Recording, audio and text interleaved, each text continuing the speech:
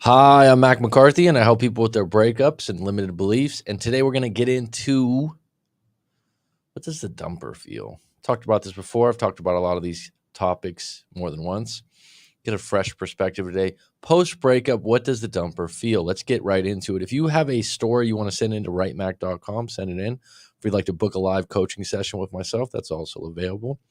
One thing I do on all coaching sessions, full refund if you don't get clarity moving forward. Let's get into it. All right. So, what does the dumper feel? Number one, this is very important. It depends on the situation.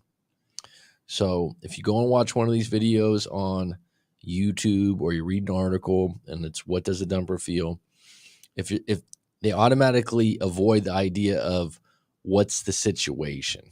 Okay, it's very important because everything in your breakup, and this is why I always tell people to write out their story, it's situational, it's unique to you. There's a lot of moving parts. This can't be scaled. Breakup advice to the masses, if you read an article and are like, oh, that helped me. Okay. If you're having trouble, you need tailored advice. You need to get advice based on your individual breakup. So it depends on the situation, right? So if the dumper, for example, is in a really good place as an individual. Now, think about this for a minute. They have a good job. They're in the best shape of their life. Their family's doing really well. And you, on the other end, hate your job. You have all kinds of issues with your family. Money's a little tight for you. The breakup's going to be a totally different perspective because it's going to be gasoline on the fire for you. And for them, it's like, well, I might hit the ground running, right? See what I mean? And so is that fair? No, nothing's fair. But the reality is it depends on the situation. So someone's like, oh, the dumper always feels this or the dump. Well, what's the situation? There's some people out there, right? This is a great example. Someone has a relationship that they built through college or university. And the interesting thing about that is college is going to end, university is going to end, and then someone's going to change their identity from college student to banker, lawyer, entrepreneur, okay, accountant. They're going to change their job, their career, their outlook, and so are you. And so what direction you go in with your job or your career, depending on if that's a struggle or you just hit your stride right away, it's going to change the relationship. It's identity dynamics, okay? And really that's one of those ones where you introduce that to someone that's in a relationship. Like, what do you mean? Well, if you looked at a lot of relationships where people have been together a long time, don't be surprised if they've also been in a job or a career for a very long time with a lot of stability. And don't be surprised if they're at a job where there's not a lot of temptation. Okay. So, number two, it depends on their personality or character. Okay, this is actually really big. So, what does the dumper feel? Well, the dumper feels this, the dumper feels that. What's their personality and character? So, if someone is a rigid, tough Marine, military guy, he's going to not show his cards as much, probably not going to show his feelings as much. He's probably going to try harder and put more effort into a no contact. He's going to commit to what he's doing fully and completely, right? I'm just giving you an example of that type of person. So when you look at it and you're like, oh, the dumper always feels this, your partner, girlfriend, boyfriend, husband, wife's personality. So you can kind of feel out what they're doing in character and out of character. People can change, but they don't change overnight. Let's not forget that, right? Number three, some can actually feel better. Now, someone's not going to like to hear that.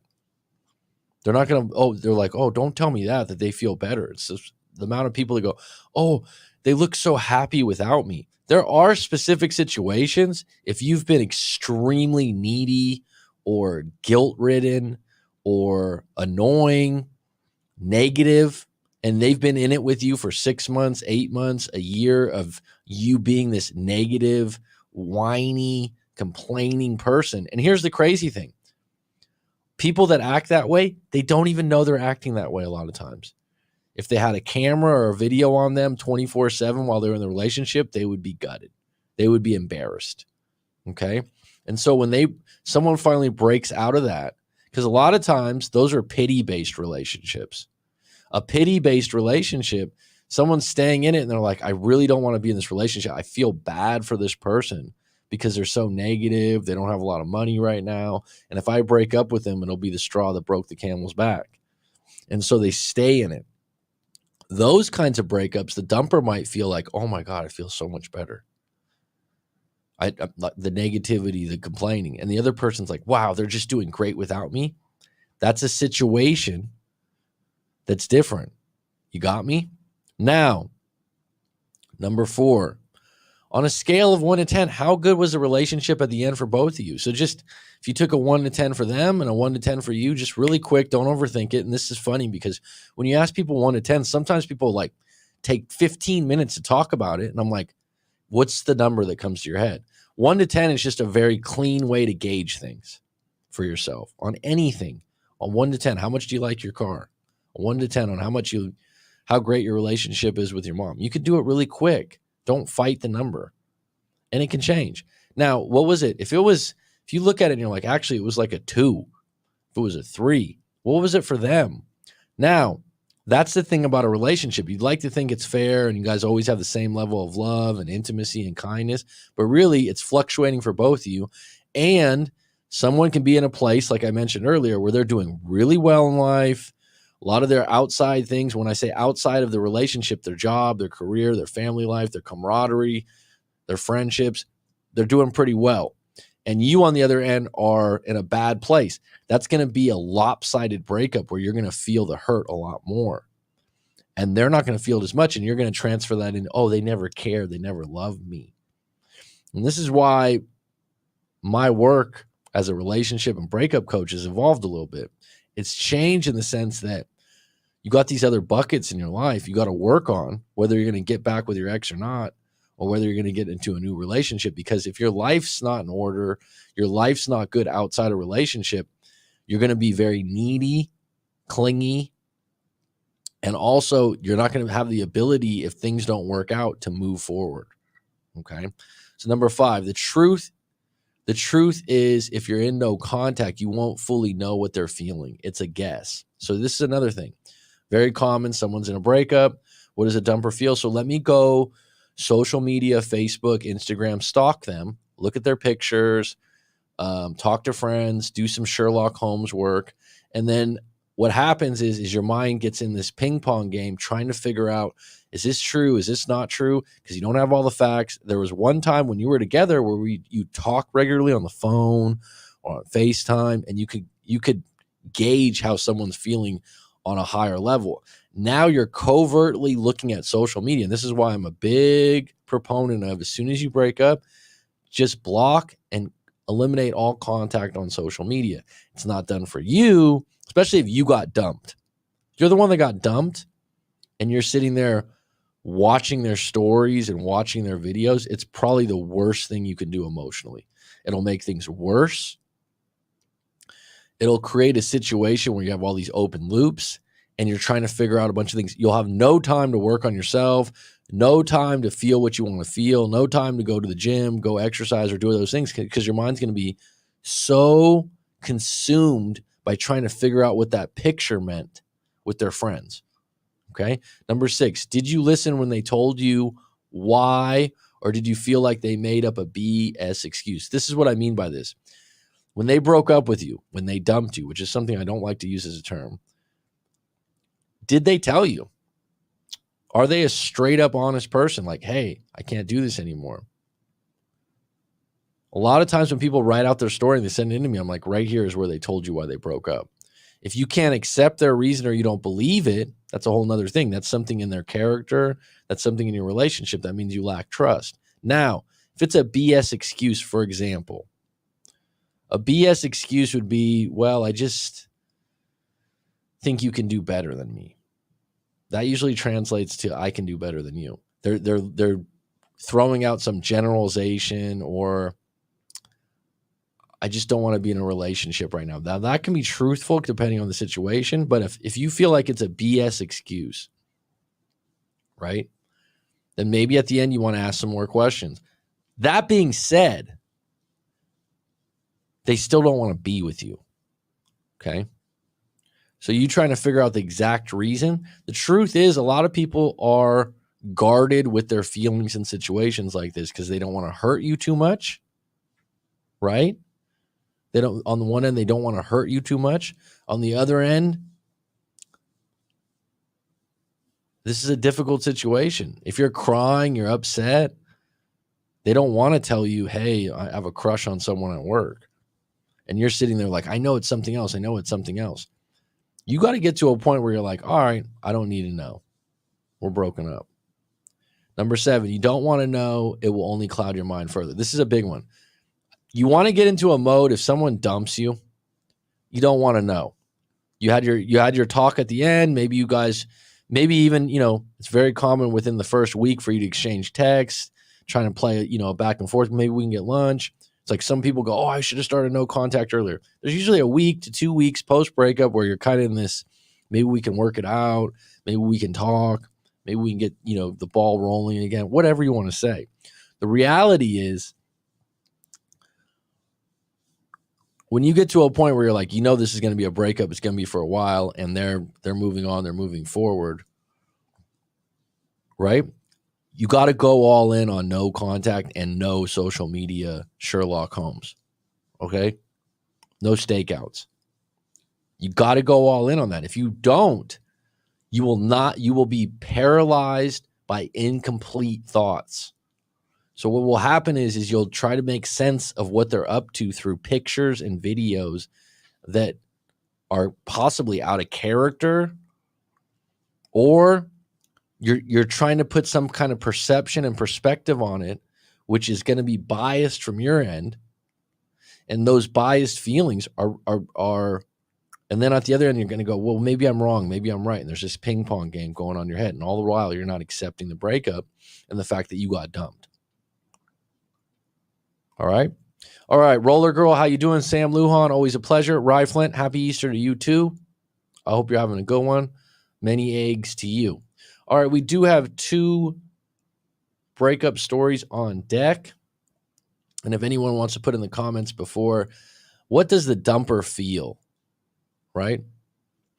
And I've been on both ends of a breakup. I have actually never felt quote unquote dumped. I'll be honest. I've never felt like, oh, I got dumped, because the situation that happened, I got it, right?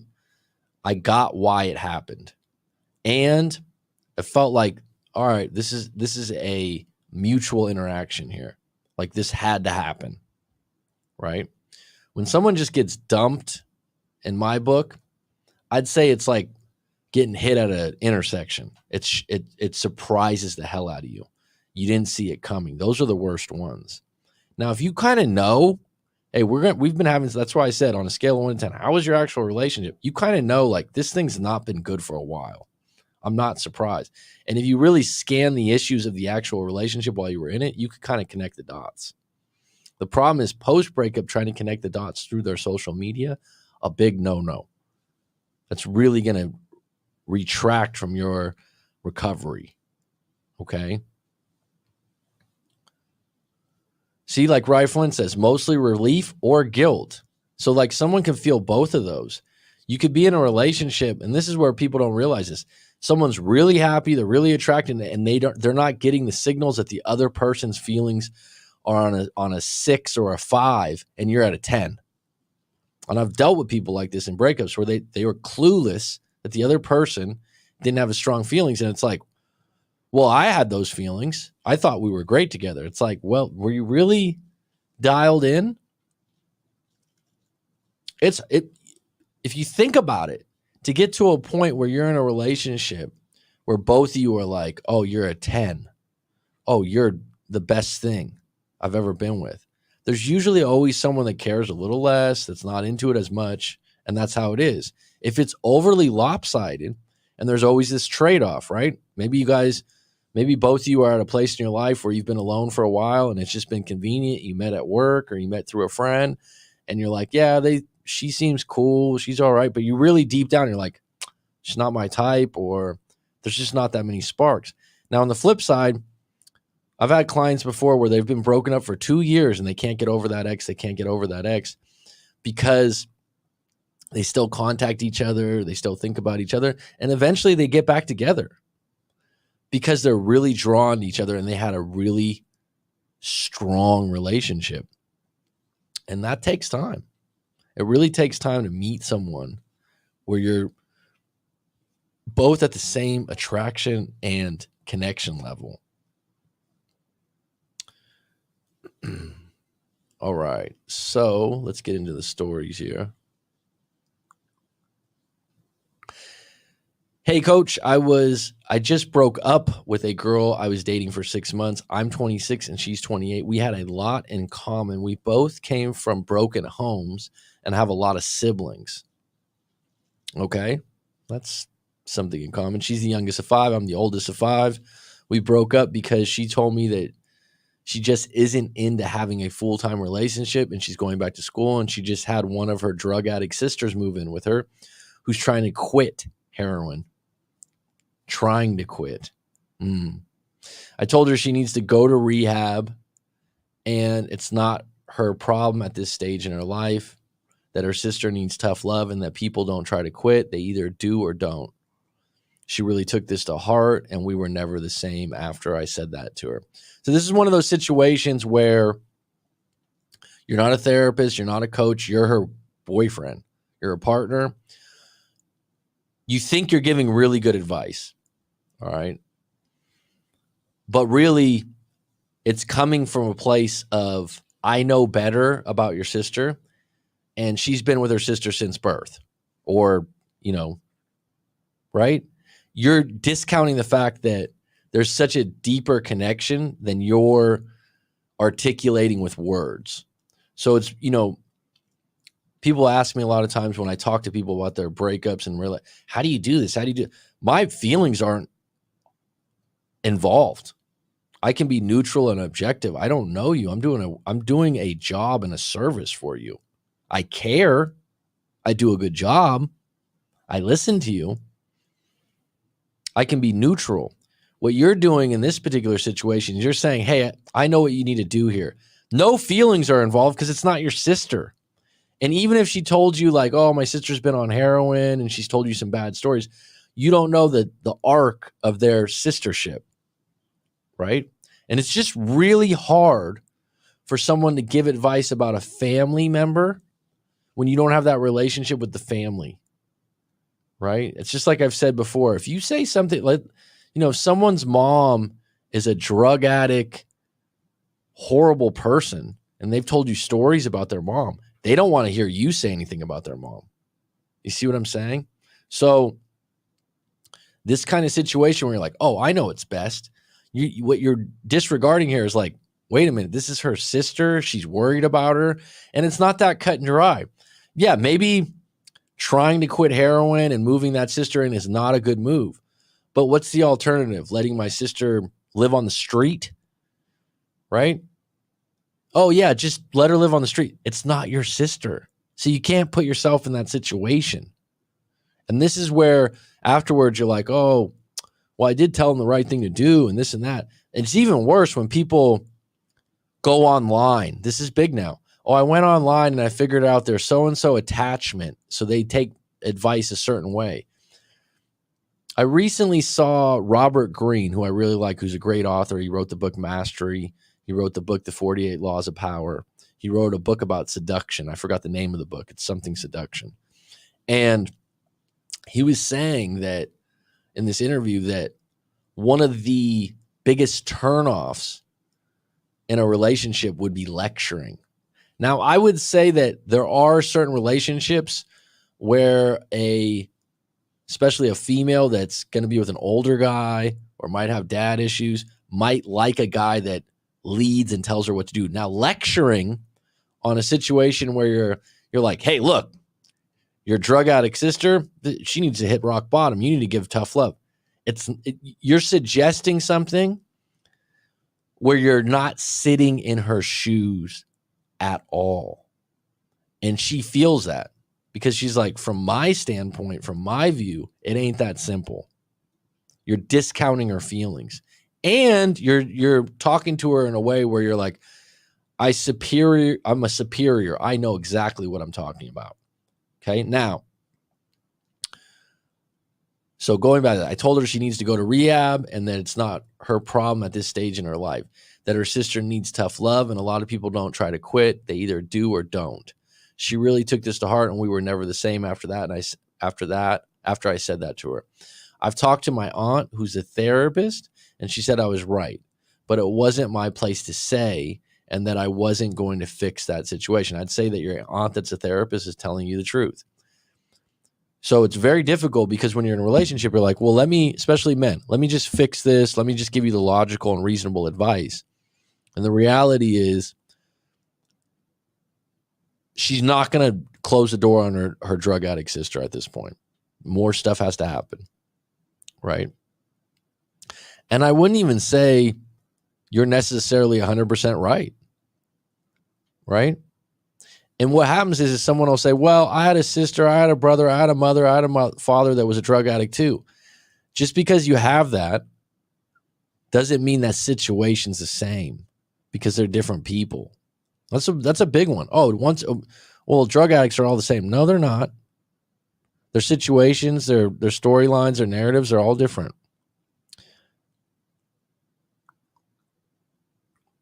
It had to play out. That's exactly the truth. She's going to have to see what happens when she lives there. Now I'm thinking maybe I was out of line for talking to her like that, but my mother was an addict. Here we go. And I know how these people think. So right there, you're making a generalization that all drug addicts think the same. And I know the drug always comes first. I agree with the drug always comes first or the drink always comes first for addicts. I agree with that. I like that statement. I'd say overall it's pretty true. Now, that being said, someone that's trying to quit and moving in with her sister doesn't automatically get it's not going to work. She needs more tough love. It's possible that if her sister lets her move in, that could be the first step to quitting. That is possible.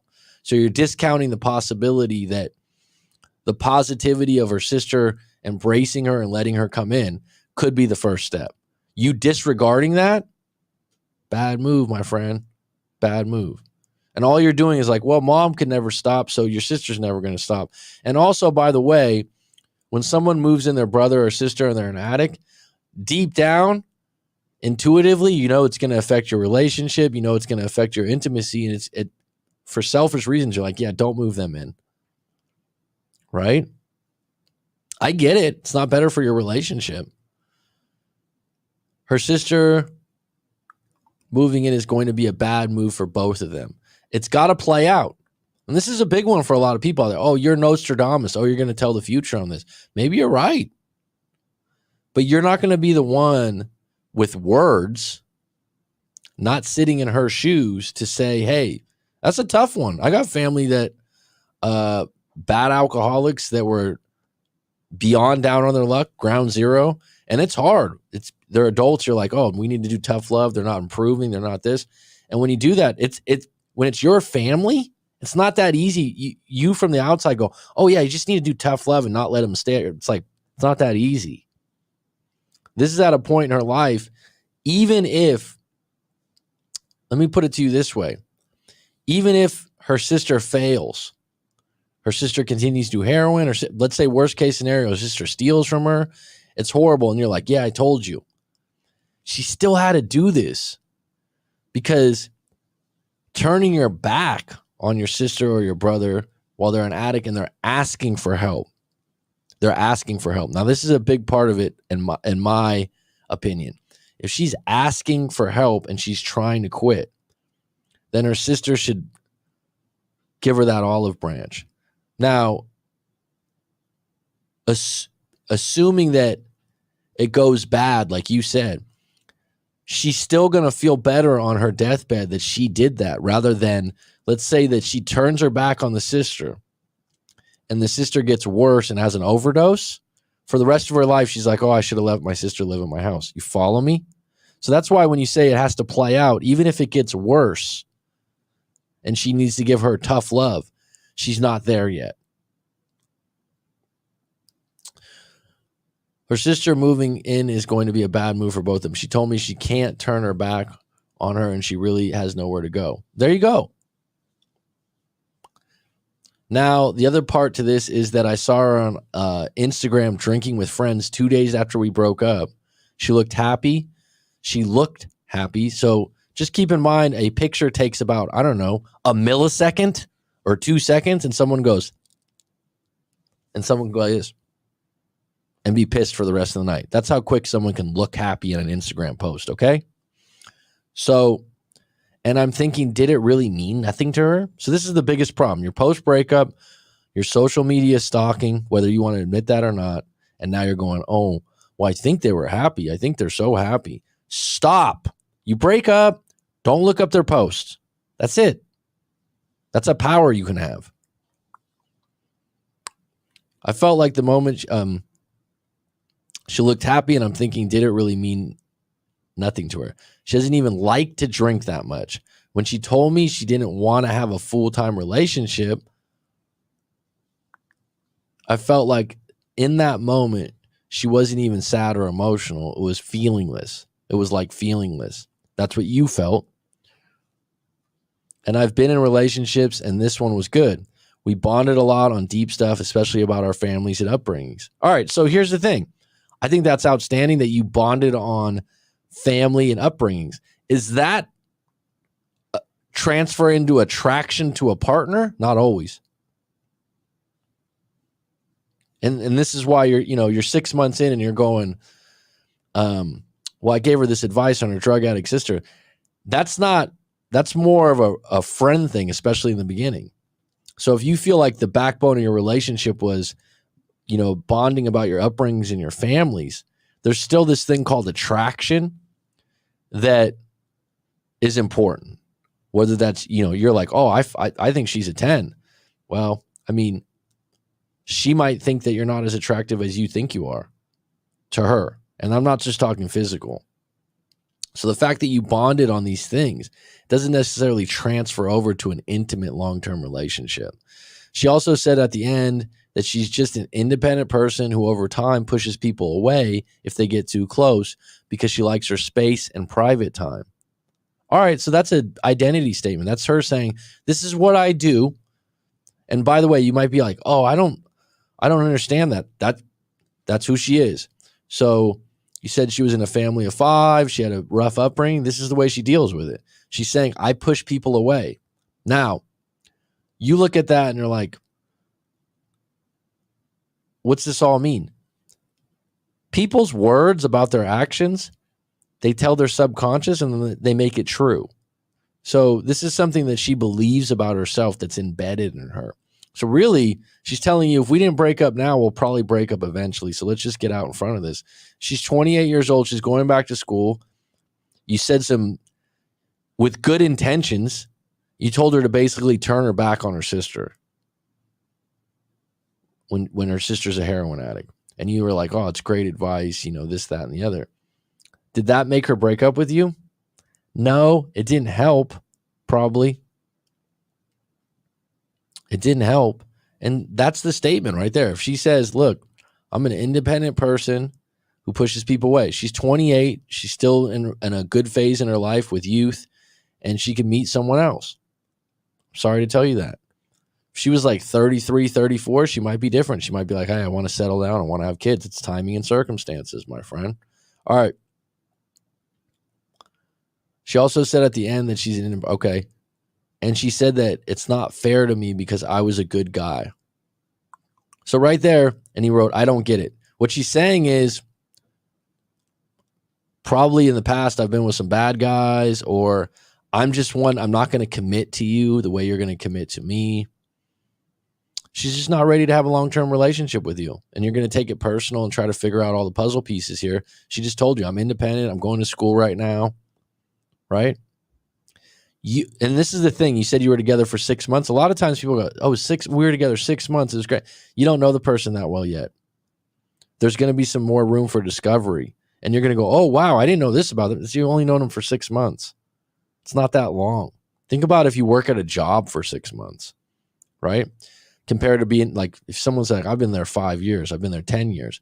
You know the place like the back of your hand. You know all the managers. You know everything. You know everything about the place. 6 months, when you look at 6 months at working somewhere, you're like, yeah, I didn't know shit. It's the same way in a relationship. You're just not there yet. But you, from your angle, you were like, it was great. From her angle, it wasn't the same viewpoint. I'm sorry to tell you. Now it's been 5 days with no contact. I can't accept this is it. Well, you better accept this is it. Right there, that's going to be your biggest thing. Accept the breakup. She broke up with you. She gave her reasons. Now stay off the social media and quit watching what she's up to. I mean, there were times I thought that I'd marry her one day. Okay, so this is another thing. You're 6 months in, you had a couple moments where you had good intimacy or you had a great dinner. You're like, oh, I could marry her one day. If you look back at your relationships out there, myself included, there's times when you can always get a thought about someone and go, oh, I think I might marry them. You're making this more dramatic than it needs to be. It's a 6-month relationship. And the 7th month or the 8th month, you could have easily come up with, oh my God, I've just realized that I would never marry her. It's just a thought in a moment, right? How does someone's feelings change so fast?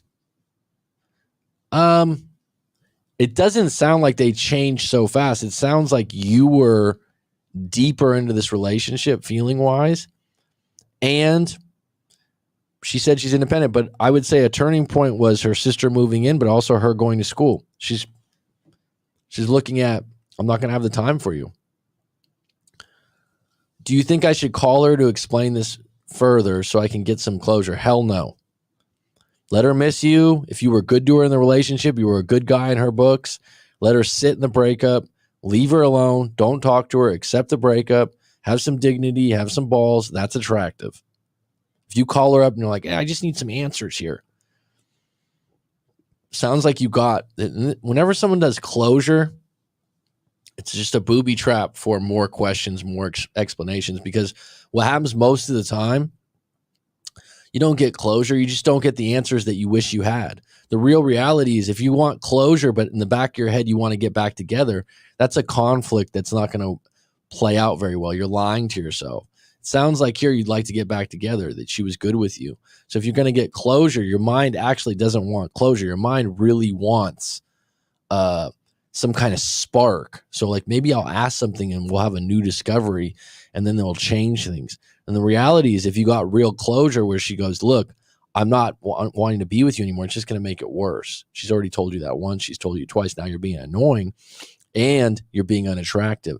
If you leave her alone and you accept it, now she's got to think about all the good times you had together, all the bonding you had together. And she's got to sit there and go, wait a minute, maybe I want to revisit this. Okay. You got to go with it, not against it. Oh, do you think I should call? No. If you're 5 days in no contact, she broke up with you, she gave you definitive reasons, accept it with dignity, balls, and grace. That's and stick it out. If you have a lot of trouble here, book a live coaching session with myself. Let's talk about it. It'll help you. Let's air it out. All right. I'm going to take a real quick minute before the next story to check in with the live stream. Happy Easter, Rye Flint.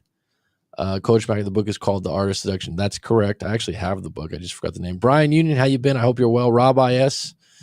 Sim Gee Kilo. Happy Easter, everyone. What a name.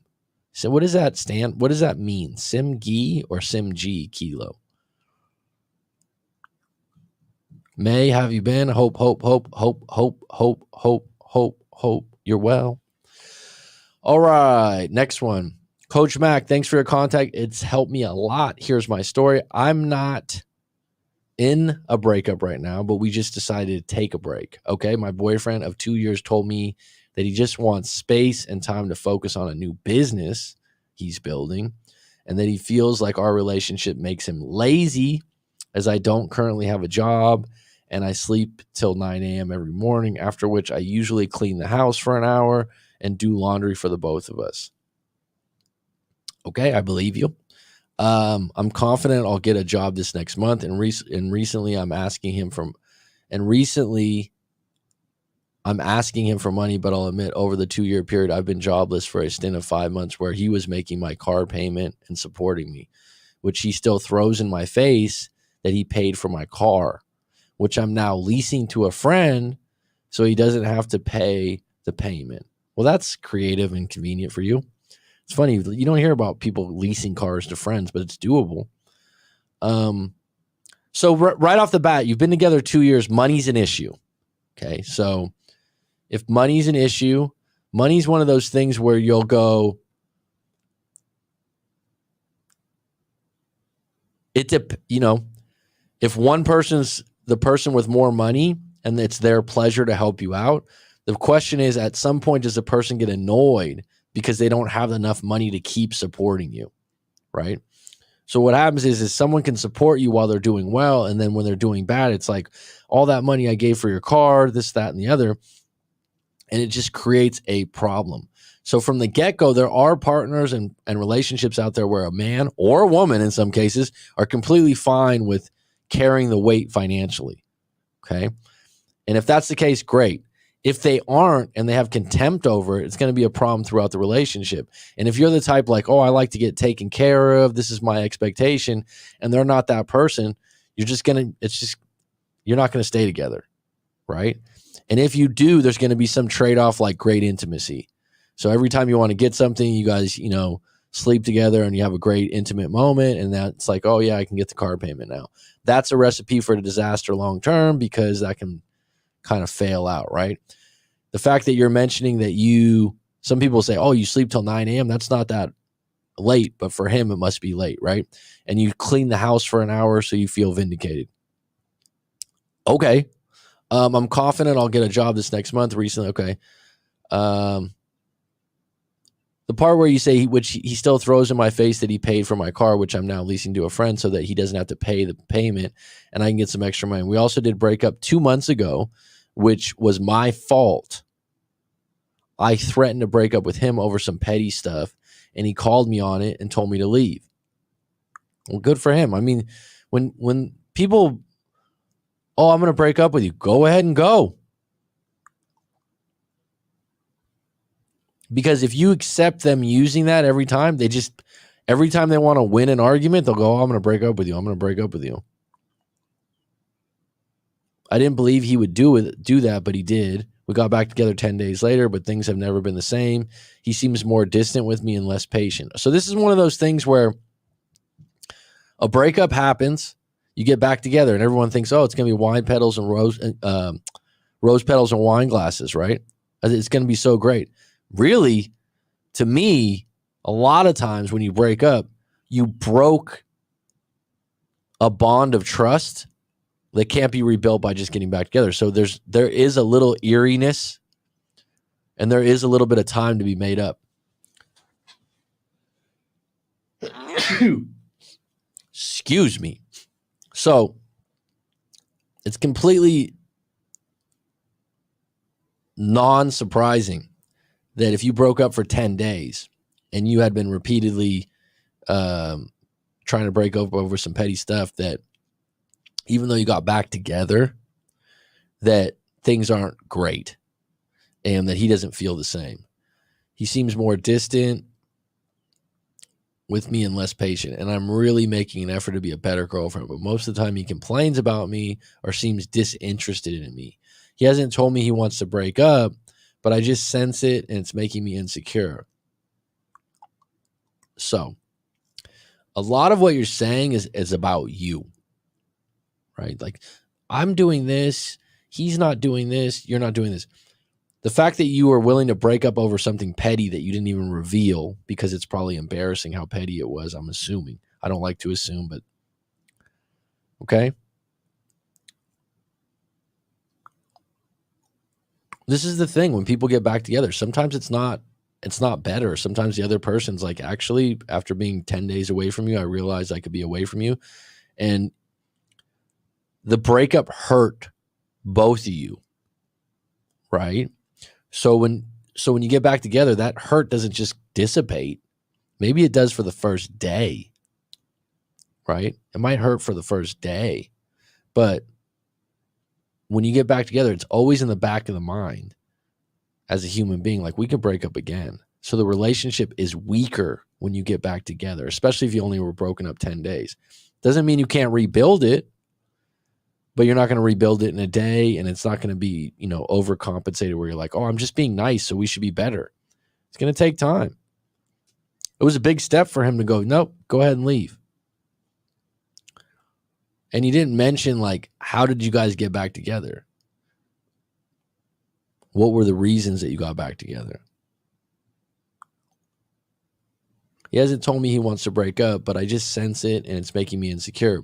The crazy thing is that our intimacy, which was never a problem, hasn't been the same since we got back together. We hooked up the first few days, and we've had some good moments, but it feels like he could take me or leave me. Is there something I'm not seeing here on my end?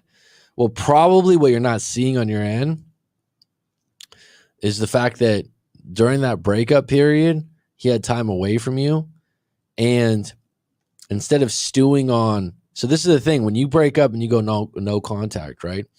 You can stew on missing them, like missing them, intimately, missing them, just having someone around, the connection. Or in some cases, when you're dealing with someone that's petty or selfish or wants money all the time, it could be a relief.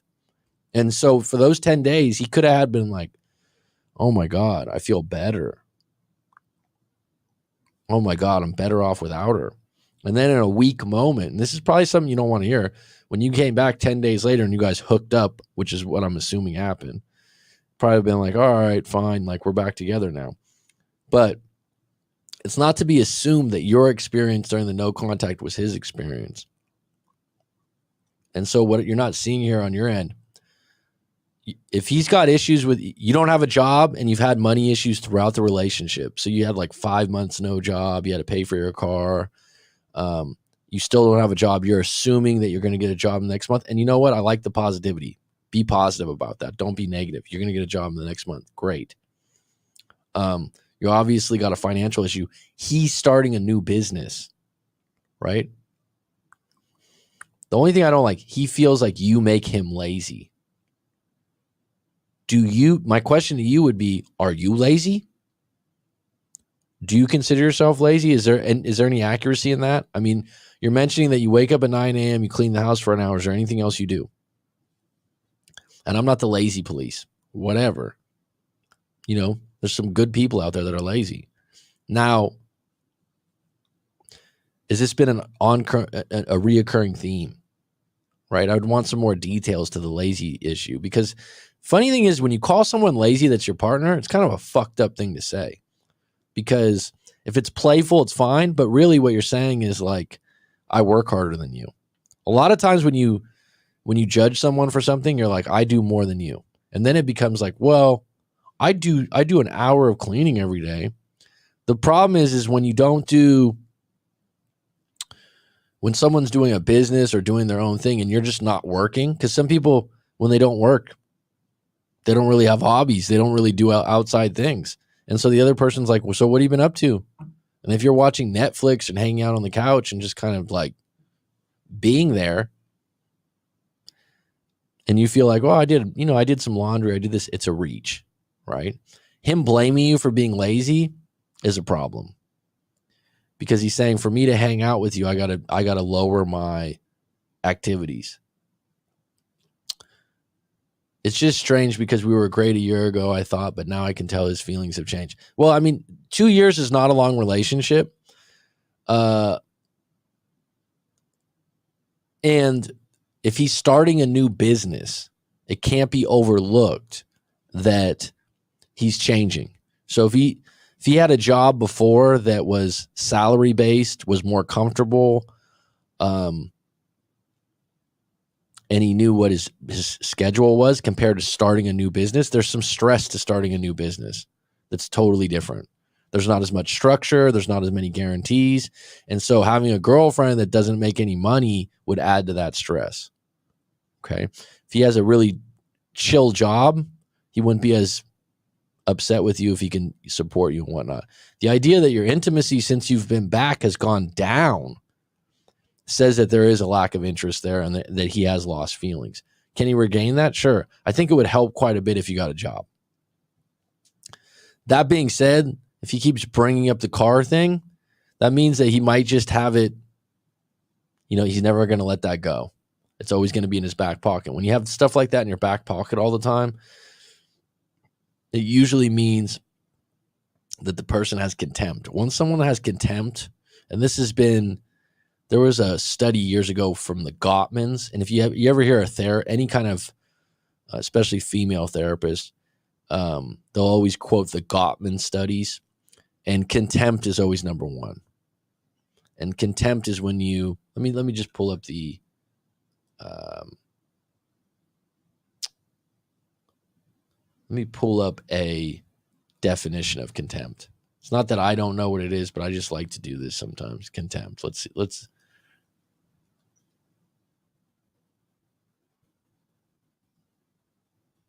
Feeling that a person or thing is beneath consideration, worthless, or deserving scorn.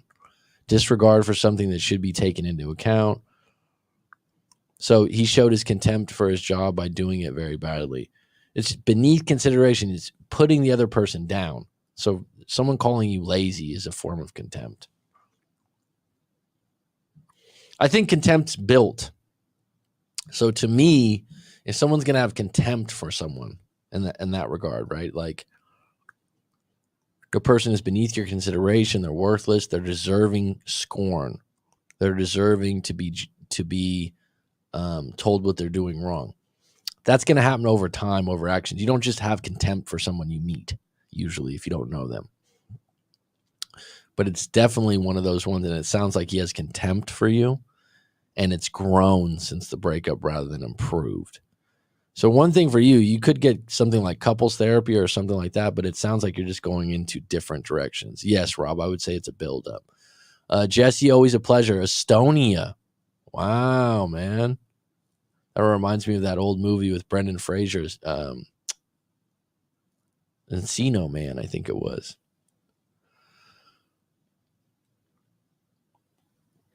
All right, we're about 47 minutes in. Like resentment. Resentment's a little bit different. Contempt is stronger. So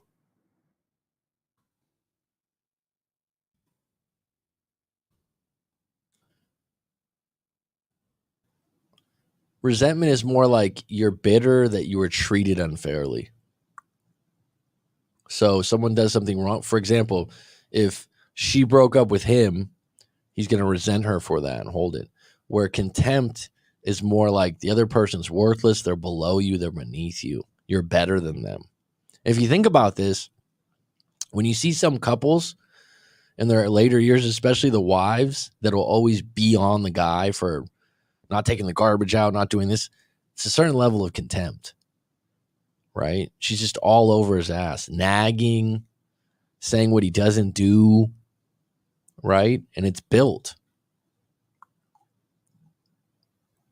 Well, they're two different words, so they're two different things, really. Resentment, like I said, resentment's more, you did something unfair to me. For example, resentment would be more if he was holding the fact that she broke up with him, or she was, but he's not holding it in a needy way from what she's saying. He seems like, if I had to guess this, and this is an educated guess, having done breakups for a while, there was 10 days that went by and you showed up looking your best and you guys hooked up. And 10 days is a good space of time without intimacy. You guys hooked up, you got back together, and he still holds the same resentments that you're lazy, you don't have a job. So that here's the thing, in 10 days, the problems weren't fixed. And really, they're not going to get fixed anytime soon because he has resentment about paying your car payment. This is what's tough. Now, if he had a flowing business, would he have that resentment? I don't know.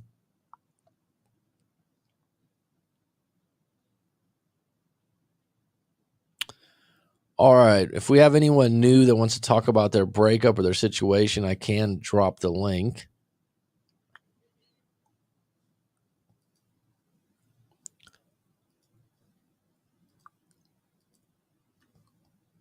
Hold on a sec here. Just a note.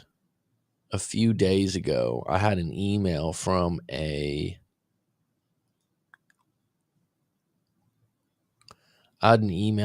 client, a past client that watches a live stream regularly, and he was talking about trauma bonding. I'm going to pull it up really quick. And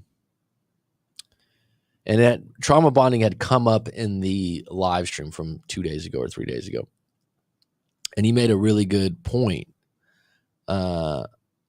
He was saying that the person in the live stream had gotten trauma bonding wrong, however, the analogy that they had. And it's one of those things, some of those like trauma bonding and these kinds of things, I don't really like to go deep into them, okay, because they're clinically based. So I know about these things, all right? I've read about them. I've watched countless videos. Going into that place, people use different verbiage and language in their different sectors of their worlds and jobs. I would not use that with someone, okay? But he was saying that basically a trauma bond is when somebody who's being abused ends up sympathizing and empathizing with their abuser and becomes bonded with them. The abuser treats them like crap, abuses them, and then does something nice for them. And then they repeat the cycle over and over again. So he said, for example, and this is ironic, the example he gave. This year, for the first time, I read Iceberg Slim's book, Pimp. I don't know if it's something else, Pimp, but Iceberg Slim's book, Pimp. Absolutely gripping book. Probably the descriptions, the adjectives used in the book. I mean, you couldn't put the book down. Disturbing behavior. I mean, it was shocking to me that Iceberg Slim is kind of glorified, but really the actions and the person he was in the book, he's a monster, man. So he beat the crap out of one of his hoes, right? Because he's a real pimp, and then pour her a bath and give her drugs to take the pain away. Now in her head, he's the person who takes the pain away, not her abuser. So anyone was wondering about, I think it was Don Preisler that was on the live stream a few days ago about trauma bonding. I thought that was to put something rather than in just definition, an example. That's a pretty gripping one. What a horrible thing, right? He felt like he wanted to email me about that to let me know that Stockholm syndrome. I mean, these kinds of things. I had a client recently, I'm going to pull it up right now, that just sent me an email about one of these ones that I've never heard of before. It's called RAD. Yeah. Okay. I'm going to pull this up really quick. Reactive attachment disorder in adults. And he wanted my opinion. And it's got this whole article from Discovery Mood and Anxiety Program. So right there, it says call for a confidential consultation. So they're selling something. I don't have a problem that they're selling something, but they're selling something. So just be aware that, hey, this could be you. Now, these kinds of things, all right, it's like it can apply with like a bunch of different people. If you really look this up, whenever you look up these theories or attachment things, look up also on Google like criticisms towards the attachments, because a lot of them, they're created and then you just get away from the problems of your life, right? You get away from the problems and what would you rather do? Identify with being a label like a problem? It's like, for example, I've had friends over the years that have dyslexia or are dyslexic, and like they're like, oh, like if they achieve something on an academic or education level, they're like crying because they always had that label that they're dyslexic when they were young, or that they're not as smart or they're not as good. And the reality is, once they got that label, which it's just a nasty, like you're dyslexic. It's like if you were to break down what dyslexia is, people are still functional, they're still able to learn. But once they were given that title and that label, it instantly took their legs out from under them. So I'm not saying to not have those titles. You definitely don't want to identify with them. You want to overcome them or work with them or work through them, right? Certain different things actually have some good parts to them. There's a guy that's a client of mine that's he has high functioning autism. Guy's brilliant, fun to talk to, a little bit all over the place, very fast. Very impulsive in the way he talks, but very smart too, right? So, years back, someone would say, oh, he's not defected. He just operates different. It's better for him to embrace that rather than feel like that's a label that's embarrassing or that, hey, this is why I'm so messed up. And really, if you want, probably one of the hallmarks of best, people get into self-improvement, right? I'm at a point now where I don't really read any more self-improvement books because they're all the same. They're very repetitive. Okay. There's only so much self-help you can read. And it's good. I mean, there's good stuff out there. It's just, at what point are you going to get to the actions of it? Okay. I mean, how many times can you read in a book like you need to exercise and you need like it's just packaged differently, right? But probably one of the best ones is the 4 Agreements.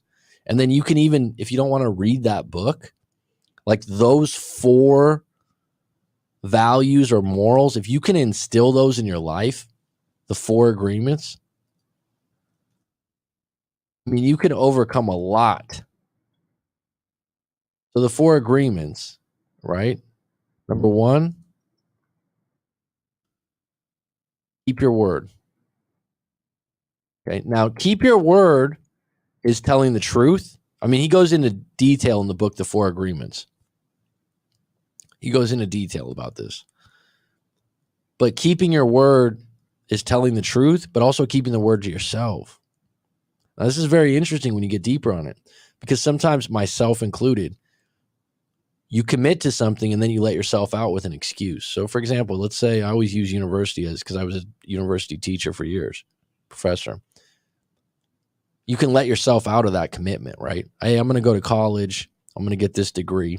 And the reason why college is still popular, even though a lot of people don't like college, there's a structure, there's an outcome, there's a guarantee that you're going to get this paper that's going to tell other people that you've been educated. There's an authority figure involved in it.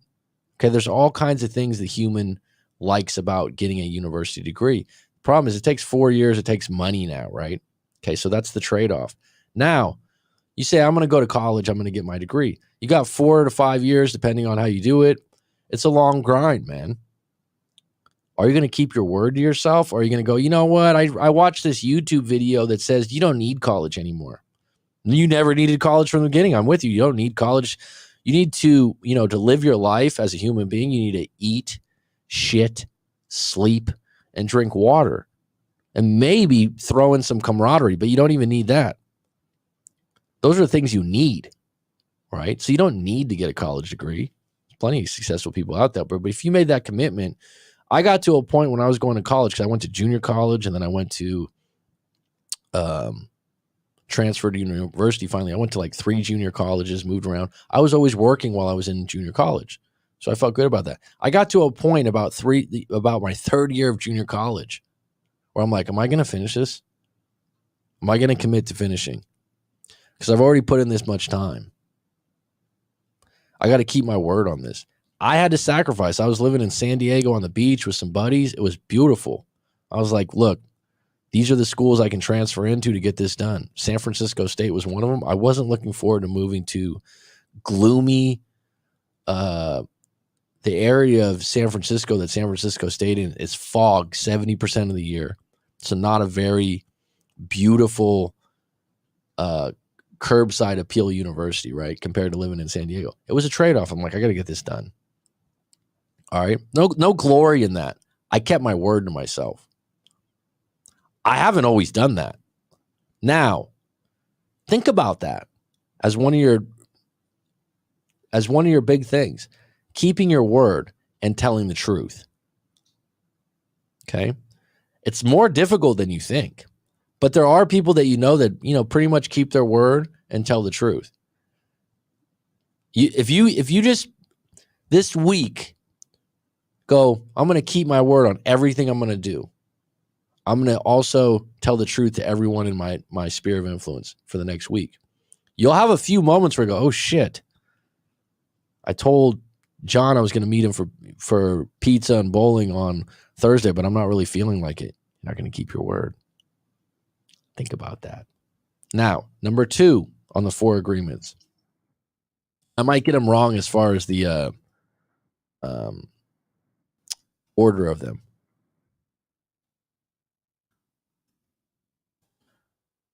Don't make assumptions. This one's huge. Huge. Throw out attachment theory. Throw out being dyslexic. Throw out any of those labels that you've ever had on you. If you can follow these 4 agreements, you're going to be better. Okay? How hard is it to not make assumptions? We all do. I'm reading breakup stories right now. People are asking me, hey, what do you think? I'm assuming some things because I don't have all the facts. That's why when I do a breakup coaching session or someone comes to me outside of some of their limited beliefs, right? I'm like, I got to ask you a bunch of questions. That's the only way you get around assumptions. Someone tells you something, the brain automatically assumes a story that seems familiar to your narrative, right? So, if someone was robbed at gunpoint at a certain convenience store, they're going to tell their friends, don't ever go to that convenience store. It's dangerous. It's like, well, that was the only robbing in 10 years and you were there at midnight. I don't know. So bottom line is don't make assumptions. How do you combat you don't make assumptions? How do you combat that? First of all, instinctively, you're going to make assumptions. How do you get out in front of that? You make the assumption, you slow down, you go, wait a minute, I'm assuming this. And then you ask questions. Maybe I'm wrong. Sometimes when I read these stories, people email me and they're like, actually, I think you got this wrong. And usually they left something out in the story. And I'm like, all right. I don't sit there and try to be right. I go, okay, well, you didn't tell me that part, but I can see where you're coming from. Okay, well, what about this? That's why a flowing conversation, this is what's changing right now. So if you watch content as a spectator only, right, which is what we do a lot of times with YouTube and Instagram, you're not able not to make assumptions because you can never ask questions. Now, you can ask questions in the comments, but if the person's famous enough or big enough, they're probably not going to answer the question completely, right? So don't make assumptions is a big one. You're constantly assuming things. The only way you slow that down is through meditation, exercise, different things like that, because you just got to slow down. The minute you make an assumption, be willing to be wrong about your assumption and ask questions. That's all it is. Now, number 3, don't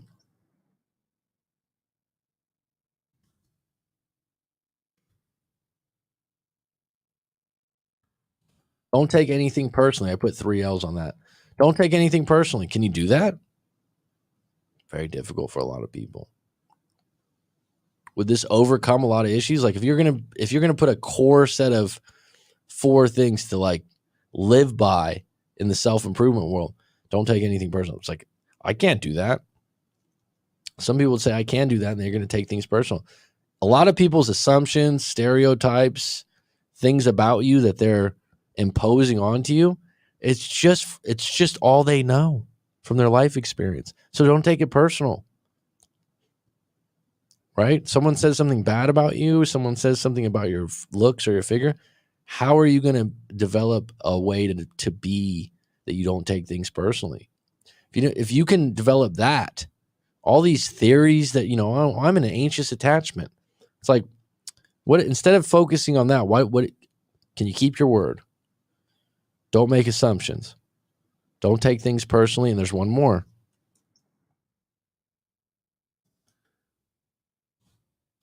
Do your best. Do your best on everything. Now, the interesting thing about these 4 things, different people will have a higher ability with different things from there. It's like some people I know, they always do their best. They usually keep their word, but they make a lot of assumptions and they take things extremely personal. So it's different for different people, where there's some people out there, they don't make a lot of assumptions. They sometimes keep their word. They take some things personal. They never do their best. They don't really care. The list goes on. If you could do those 4 things, though, you can overcome a lot of these attachments and other things in a lot of ways. You can overcome a lot of your issues, especially in relationships. Think about that. Just keeping your word.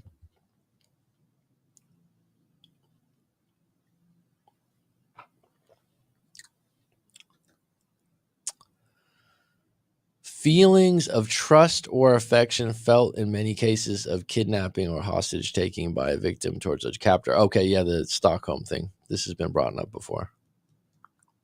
Yeah. Those kinds of things are interesting dynamics. And it's one of those things. So for someone from the outside that would read about Stockholm syndrome might go, oh, that's crazy. That would never happen to me. But you've never been in that situation. So a few years back, this is just a few years back, maybe like 10 years ago or 11 years ago,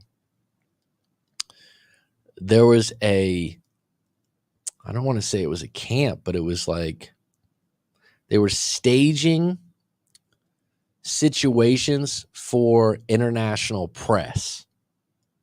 So international press, what I mean by like journalists, photographers that travel internationally to war areas or areas that are dangerous. They have this, I don't know if they still do, but they have this sort of camp where they put them in situations with what I would call like a terrorist or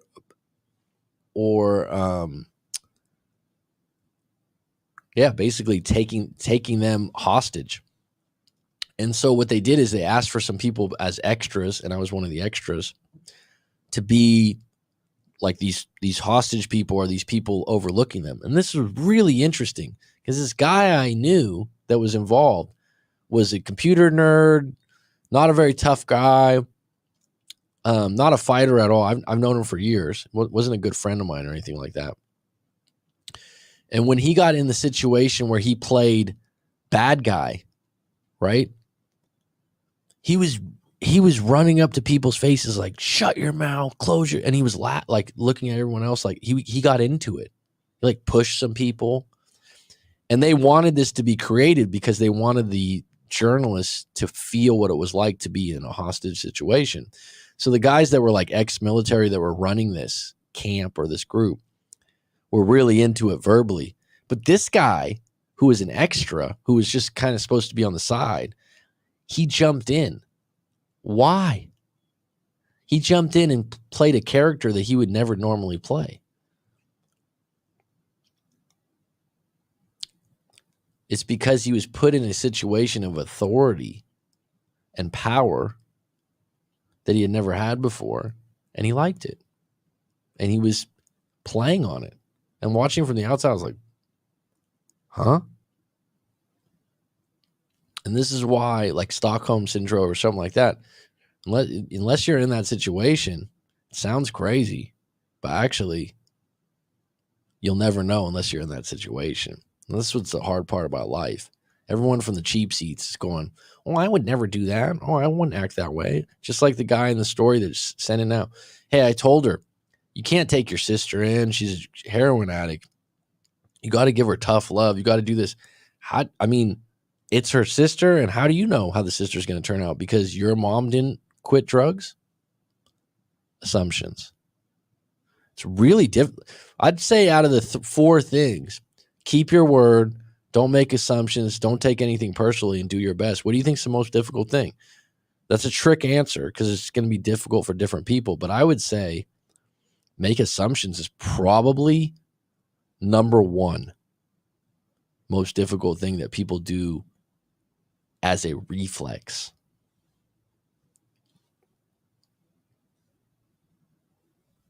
As a reflex. Myself included. What you can do, though, when you commit to this and you talk about it, right? Like just bringing this up right now. Just say, like, let's just say you're like, I'm going to commit to keeping my word this week. You'll be surprised by how many times that you might not keep your word. And it's not even like keeping your word for, it's not even like keeping your word for something important or something, harmless. But like, how many times do you break your word? Probably more than you think.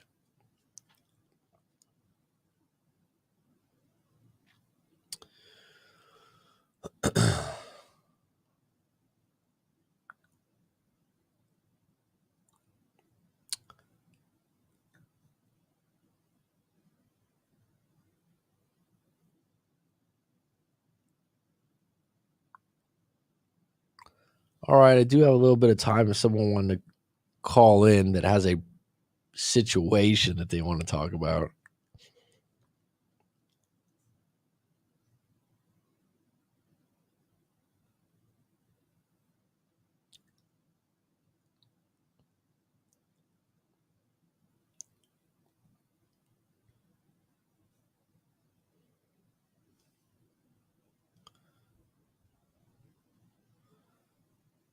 No, Petty Betty's doing really well right now. I don't think she needs to call in.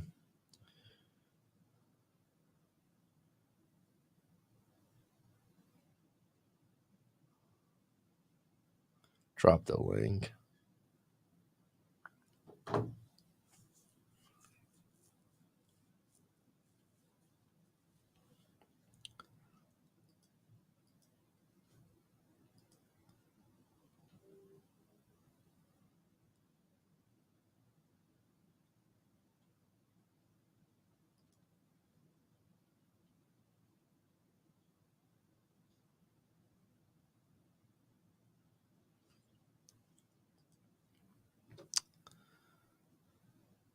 Petty Betty would like to call. What's your issue, Petty Betty? What do you want to talk about first?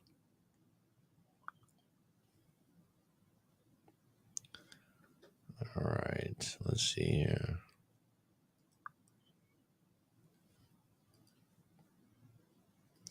Thanks, Roller Girl.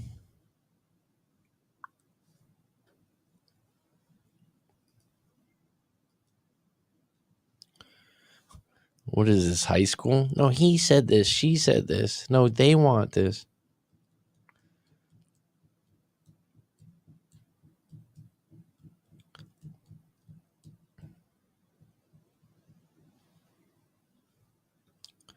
Your word is as good as you.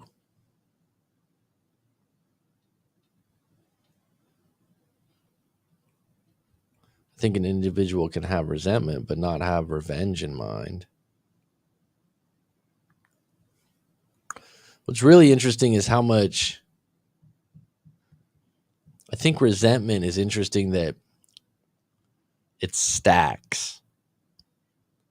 You can stack resentment. Like another, like you got one more thing that you resent. You got one more thing that you resent. And then that's when contempt comes up sometimes. But contempt is like when you're with someone that you're above them. You're above them. And you also, I would add to that, I would use the term typecasted. So if they get to a point where you have them typecasted, what I mean by that they're this person and they can't change in your eyes, and it's a negative thing like laziness. So when they go and do something that's not lazy, you don't give them credit for it. And you also say, yeah, you're just doing that because you're trying to make up or something. That's a problem.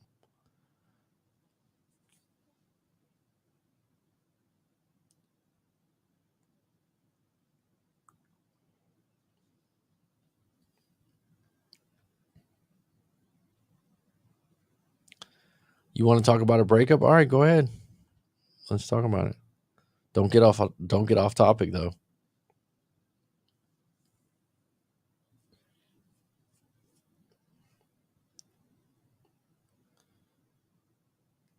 I don't think you've had a recent breakup, have you?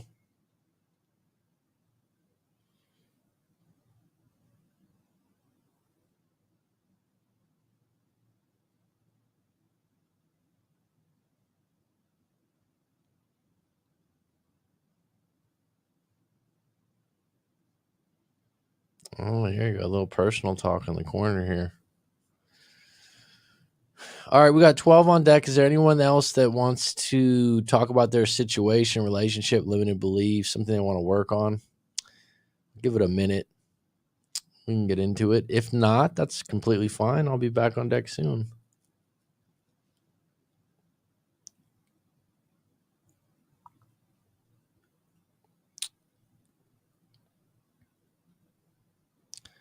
Sim G Kilo, if you wanted to call in, I know you're not usually, if I'm correct, on the live stream very often. So if you wanted to use this opportunity to let us know what's going on out there, the link's here.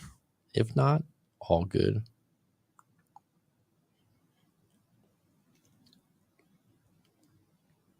What a name, Stockholm Syndrome.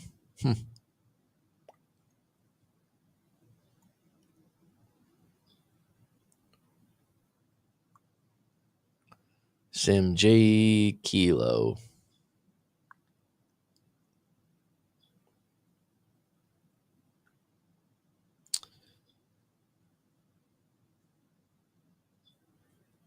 It's interesting, a title like this that's very popular. What does the dumper feel, huh?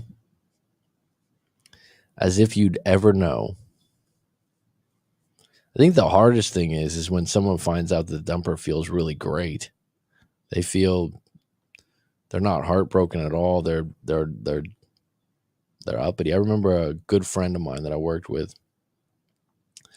when I was going through a bad breakup years ago. He was like, "It's like, what did you do?" And this guy's really confident, really, up on everything. And he's like, went straight to Vegas for a week.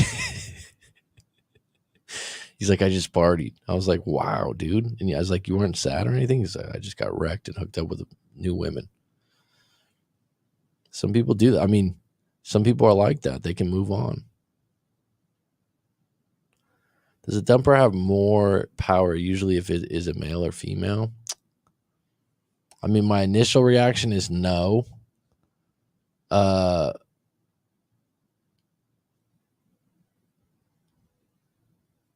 No, I would. In my experience, there's so many different. One of the things that comes to mind is how often that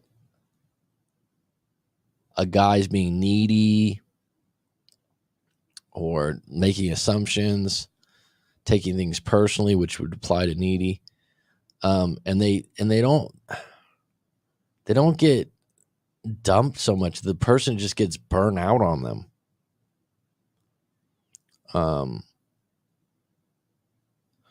I would say though, the person that the dumper has more power usually if it's male or female. The person that has more power is the one that cares less. It's just always going to be that way. And the person that cares less generally is a person that has more confidence in their life. And the person that has more confidence in their life, ironically, is the person that they're actually not good at a ton of things. Confidence comes from being good at like 2 or 3 things, like your job, maybe making money, maybe making friends, maybe making music. And if you have a strong outside life outside of that partner, then you're going to be in a better position post breakup always. Now, if you have these attachment issues and you have, really twisted views of relationships, and that can hurt. The link's been dropped, my friend, a long time ago.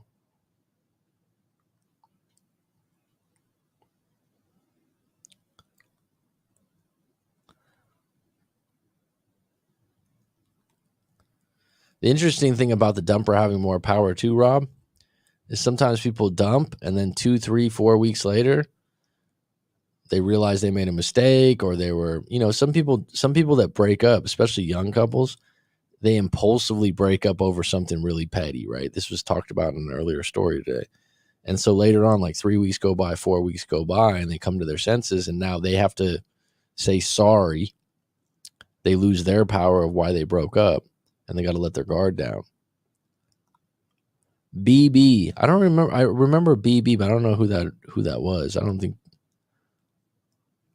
I've been good. It just looks familiar, but I don't know who that is. Best to be the one who cares less. It is. It is. What I will say about the one who cares less, what's interesting about that is it can flip.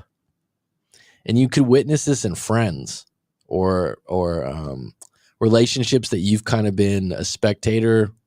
When I say a spectator, I mean you've seen the relationship beginning to end. So if you had a good friend and they've been together for 2 years, 3 years, you can see you could honestly objectively say who cares less and who kind of rules the relationship, right? You could probably do that easily, right? But the funny thing is that it can flip. So all of a sudden, and the way it flips is someone got a better job. Someone inherited some money. Someone started going to they've been together 3 or 4 years. The dude's got a dad body, or, I hate using that term, dad body. Someone just told me that recently. Just a little bit, he's a little bit fat, and all of a sudden he gets a personal trainer. He's going to the gym. That happens. And then all of a sudden the other person's like, wait a minute, the person changed. And so now they care less. The reason why they care less is they always feel like they have more options, or they can pivot out. Have you ever noticed that there's not very many relationships where both people are extremely needy? Have you ever seen that? I've witnessed it a couple times where I thought, like, wow, they're really chummy, but someone always is a little more needier than the other person, and then that person gets taken advantage of.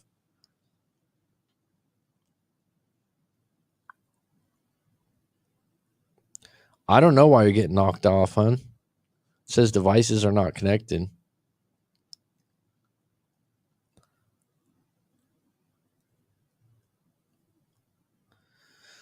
Because typically the female dumper moves on a lot quicker in most cases. My take on that, Rob, is that I've said this before. Women have more immediate options.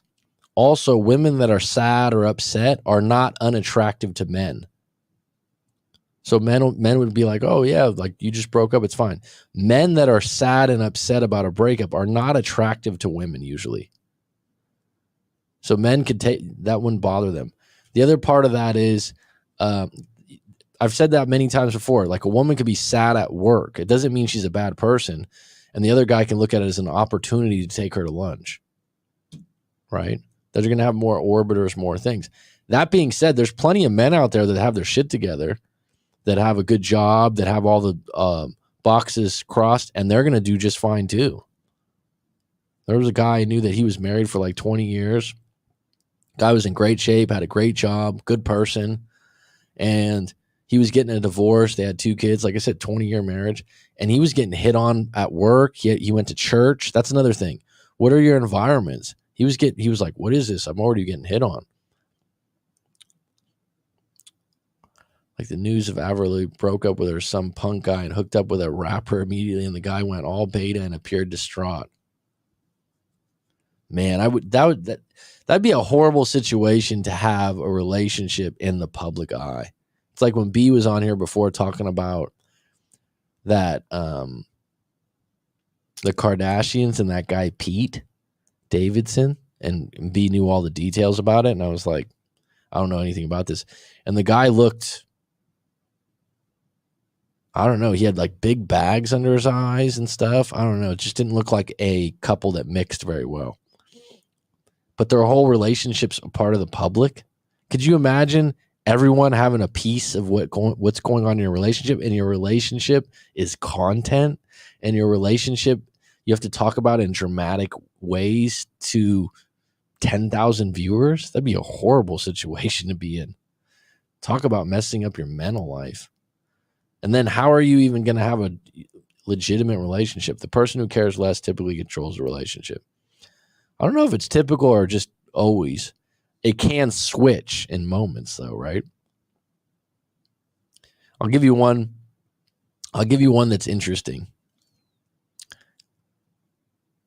I knew someone that was in a relationship where the guy cared less for years.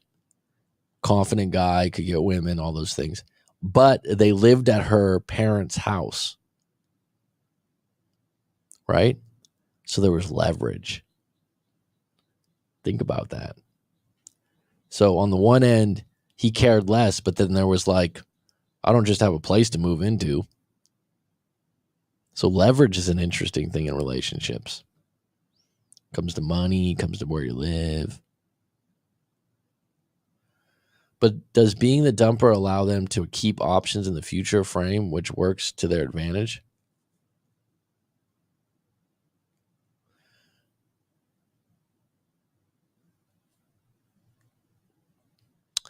Good question. I do think that the dumper, if they're strategically thinking and they're not impulsively breaking up, there probably is, for men and women, a stage of 2 or 3 months or 6 months. And I'm not going to, it's 3 months exactly. That's bullshit. I don't know.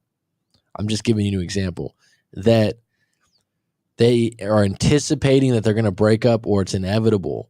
And they're going to be more likely to create some bridges or scenarios with coworkers, friends of friends, so that they have people that they can call.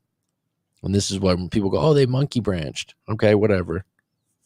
I think it's human nature. They're planning their next thing. Now, some people could, and this is where the temptation gets involved.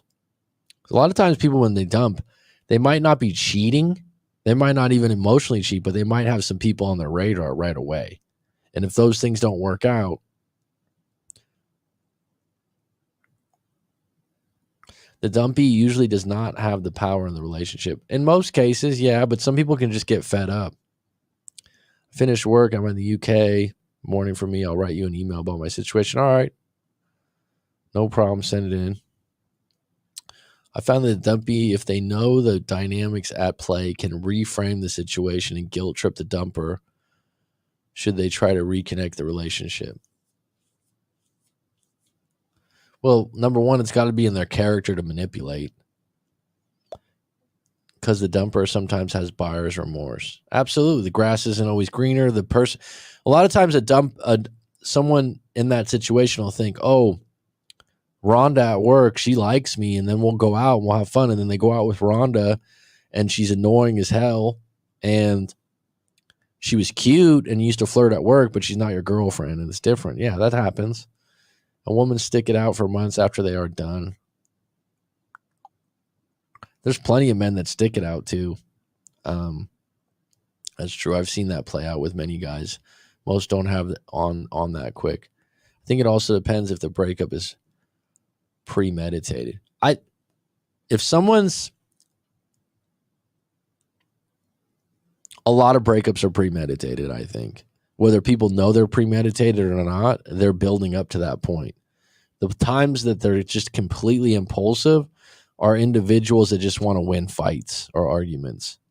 Or something like cheating's been found out, or, cheating's paramount. I'd say number 2 would be maybe stealing money, which happens. Something financial happens. There can be a situation there's no coming back from.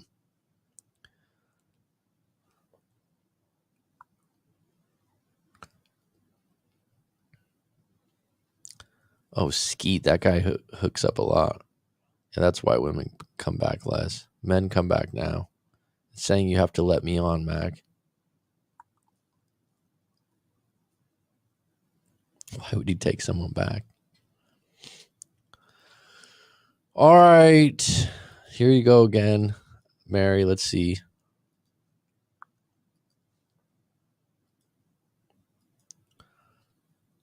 So the biggest reasons people take people back is probably pity, loneliness, intimacy, attraction. I think one of the biggest things for females too, if there's a high level of high attraction, like you're really attracted to your ex-boyfriend or you're really attracted to your ex-girlfriend, it clouds all the other things. Because when you really think about it, there's not a high number of people that you're highly attracted to, let alone that will be your boyfriend or girlfriend. Think about that. If you're with someone that you view as a 9 or a 10, and it's so extremely attractive, you see those kind of people, you come into contact with them. I'm not saying they're out of your league, but if you saw 10 hot people in 1 month, how many of them are going to be with you? That's one thing, right? It doesn't mean, like I said, they're out of league. And usually, not always, people that are hot, men or women, and like there's a certain level where you're like, oh, everyone's going to think that person's hot, body wise, whatever. They usually have more options, are not single. So if you're with someone like that, I'm thinking back to a client I had. He was the guy. He was like a 6'3", 6'4" Navy SEAL type guy. He was in special forces, all this other things. And he wouldn't be single for 10 minutes. Good personality. He knew it too. He wasn't cocky or arrogant or anything. He knew that about himself. He didn't have, but he would come to me because deep down when he would break up, when he had a few breakups, he'd be beside himself, but he wouldn't show it. He wouldn't show it. But he'd be crying to me. He'd be saying, like, I don't know why she's acting this way. But he'd always have a couple backups. And he had a baby's mom who loved him unconditionally in another state, and he could see her anytime he wanted. Now, someone's like, this guy's a real asshole. I don't know. I'm just saying that's the luxuries of being really good looking. Because what was keeping these women coming back was the fact that he's a good looking guy. It's the same thing with a good looking woman. They're going to get more free passes. They're going to get more attention, and they're going to have more value. It's harder for people to unstick themselves from that. Women's mind is like a pizza. You order a circle, it's delivered in a square, served to you in a triangle. I don't get it. Can you elaborate? Just being honest. I don't know. I don't understand how that works. Women's mind is like a pizza. You order a slice, you order a circle, it's delivered in a square, served to you in a triangle. Give me some more on that. It's interesting.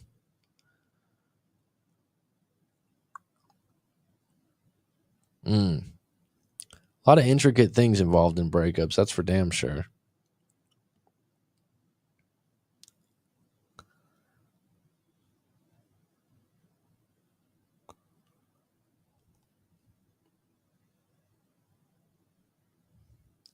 Petty Betty, are you coming on or not? I'm going to go to lunch pretty soon. It's 12:15 over here.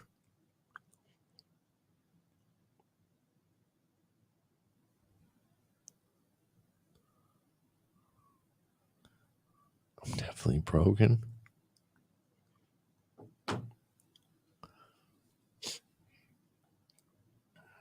I think the hardest relationships to move on from for some people is high attraction, high level of intimacy. And then if there's a financial tie, that'd be up there also. And that could be women or men, but it's usually, okay, she's on. All right. All right. Okay, man. Hello. What's up? What's the latest? Can you hear me? Yeah. I can't even see anything. I can see you just fine. Am I online? You're on right now. I can't. You can't see that? I can't even see anything or read anything. I don't know, man. Yeah, we can make you bigger if you want. Here. Can you see me? No, don't make me bigger. Yeah. What am I wearing? I don't know. There's an X-ray vision on the camera, so we just see right through you. What does that mean? What does that mean? Here you go. You're bigger now. All right, Mary. Oh, damn. I can see myself now. Yeah. Dude. I got chubby, huh? All right. You're chubby? Oh, you got a polo on. All right, man. Oh, I am wearing polo. You know it's polo. You know. I'm polo. All right. Gucci. Right. What's up? All right. So what do you want to talk about, Mary? Give me some problems. I don't know. What do you want to talk about? No, that's not how it works. What? I don't have any problems now. You don't have any problems right now? Well, okay. Let's talk about breakup sex. You want to talk about breakup, right? Breakup sex. All right. I don't like this light. How many times have you had it? I don't count. I mean, I don't like seeing myself like this, dude. Turn this off. You asked to drop the link. I don't know. Okay. You can turn the camera off if you're shy. I'm not shy. So breakup sex. So what's the best breakup sex you've ever had? Best breakup sex? Actually, I don't remember. Let me think. I haven't had a breakup in a long time, man. I haven't had. So when you say breakup sex, are you talking about breakup with your ex or breakup with someone new, like having sex with someone new in lieu of being broken up? Oh, I thought breakup sex was like breaking up and then having sex. Making up with the I thought ex? Like, oh, okay, this last time you're having sex with me, or this last time I'm fucking you. I thought that's what breakup sex is, right? Oh, like a declaration, like this is the last time we're gonna do it. Yeah, kind of like when you get first and then you're like, oh, okay, this is what you get, and then this is. Have you done that before? Like, look, this is the last time. You've done that before in a relationship? Like, look, this is the last time we're going to do it. So, so did you make an impression or was it like you're both checked out, so it's not very good? No, because he kept asking for it. So it was pity? Yeah, kind of like that. But or you can remember it. So how did you treat that? You're like, look, I'll do it with you, but I don't really want to. Or did you do it and you're like, oh, I'm gonna make you miss me for a long time? I don't have sex if I don't want to, Mac. You know what I mean? I don't have pity, and I don't. Okay. I'm like, yeah, okay, because it's kind of like it was like we're gonna break up. I mean, I want to break up, you know, and then like, okay. So then you just go, hey, before we do this, we'll just have one more. My voice is kind of using my voice. Can you tell? No. Really? So that's what you usually do post breakup. You have one last. Really? Okay. I only have sex one time. What happens that one time that you did it, and then you said you've done it one time or two times? No, I did that one time with that one ex. And how did it work out? Did he call you afterwards like, come on, one more time? Yeah, he kept on he kept on wanting more, and then I was like, I don't think I would call it pity sex because I kind of like okay, what's that word? I learned this from you. You know, monkey branching. Like I never monkey branching until I met you, or like it was maybe Rob IS brought it up. You know, like monkey branching. It's like one of those, it's one of those terms that's been just made up the last 10 years, probably. Yeah. Well, am I screaming? I sound like I'm screaming, huh? No, your voice sounds perfect. Go ahead. Oh, thank you, Mac. That's a compliment, right? Perfect. It is. Yeah, no. Thank you, Mac. You flirting with me? Always. Go ahead. Okay, so monkey branching, right? Like I'll admit, like I only did it one time in my life. Yeah. You're a real monkey brancher? Yeah, one time. All right, I'm going to allow you to continue talking, but I'm not. No, I'm just kidding. No, I can't believe you're a monkey brancher. no, because like if I don't want to be, I always say this, or I always believe this, that like hey, you like my nails? I just got I like the jade ring. the frog. That's a jade ring, right? Yes, jade. Yeah, that's cool, man. Jade's cool. I got like all right, it's a butterfly. Can you see it? butterfly. Okay. My nails is changing color because it's ombre. Okay, well, anyways. What was I saying? Where was I at? I'm sorry, Mac. So you said you've monkey branched before. Oh, yeah. Which means that you just went from one relationship to another very quickly. Correct? No, well, I can do you that. Had something lined up. Do you think it's true? Because this is something that comes up. I'll ask you this, Mary. Okay. You think it's true that women line up if you're the one to break up with another guy, that you have more options and you have guys lined up as options right out of the breakup? Not to sound conceited or whatever, but like I think I always have guys lined up more than my ex or my boyfriend or like always. Yeah, always. Like I always think. All right, let's talk about this because people always say like, "Oh, women do this all the time." All right, listen. How do you have them lined up? Not that I have them lined up, but like I know that. Okay, how am I gonna say it so I don't sound. You don't need to sound conceited. I'm not judging you at all, hun. I like confidence. I like when someone thinks they look good or when they think someone likes them. I don't think that's a bad thing. I think someone's like, "Oh, I have options when I break up." Oh, you're conceited? Not really. Yeah, not really. Why would that be conceited? That doesn't seem conceited to me. Shout out to Sam Lujan and Rob IS and Rye Flynn. Wow, we got a real maestro on the mic here. All right. Well, it's not Wild 94.9. All right, so let's get back into this. So how do you have options coming out? Like, is that just you're saying that's just because it looks, or are you doing it like, oh, some guy that you know, or how do you know you have these? Some other woman told me that she calls them afterburners or something. I forgot what it was. Like they're on the stove. Like if I break up, I got a couple options that I can hook up with. Is that what you mean? Are they options usually that you're not interested in because the guys are too needy? No, I like let me see how would I say this right? Like if I was dating someone, I'm with them, like I'm down for them all the way. You know, I don't I believe you. Yeah, you know me, Matt. Like if I'm gonna be with you, I'm gonna be with you only. You know. I know, but we're talking about, you're saying that post breakup you always have options, and you're like, I'm not trying to be conceited, but I always have options. I'm like, how do you have those options? And I would have more options, like to move on, pivot on, or whatever that. Pivot's a good word. Yeah. Okay. So you have more options. You pivot. How do you let me ask you this. All right. So you're down for your guy. You're in a relationship 6 months, 1 year, 2 years, 3 years, 4 years. And then you're out of a relationship. Like, I know I have more options than my ex-boyfriend.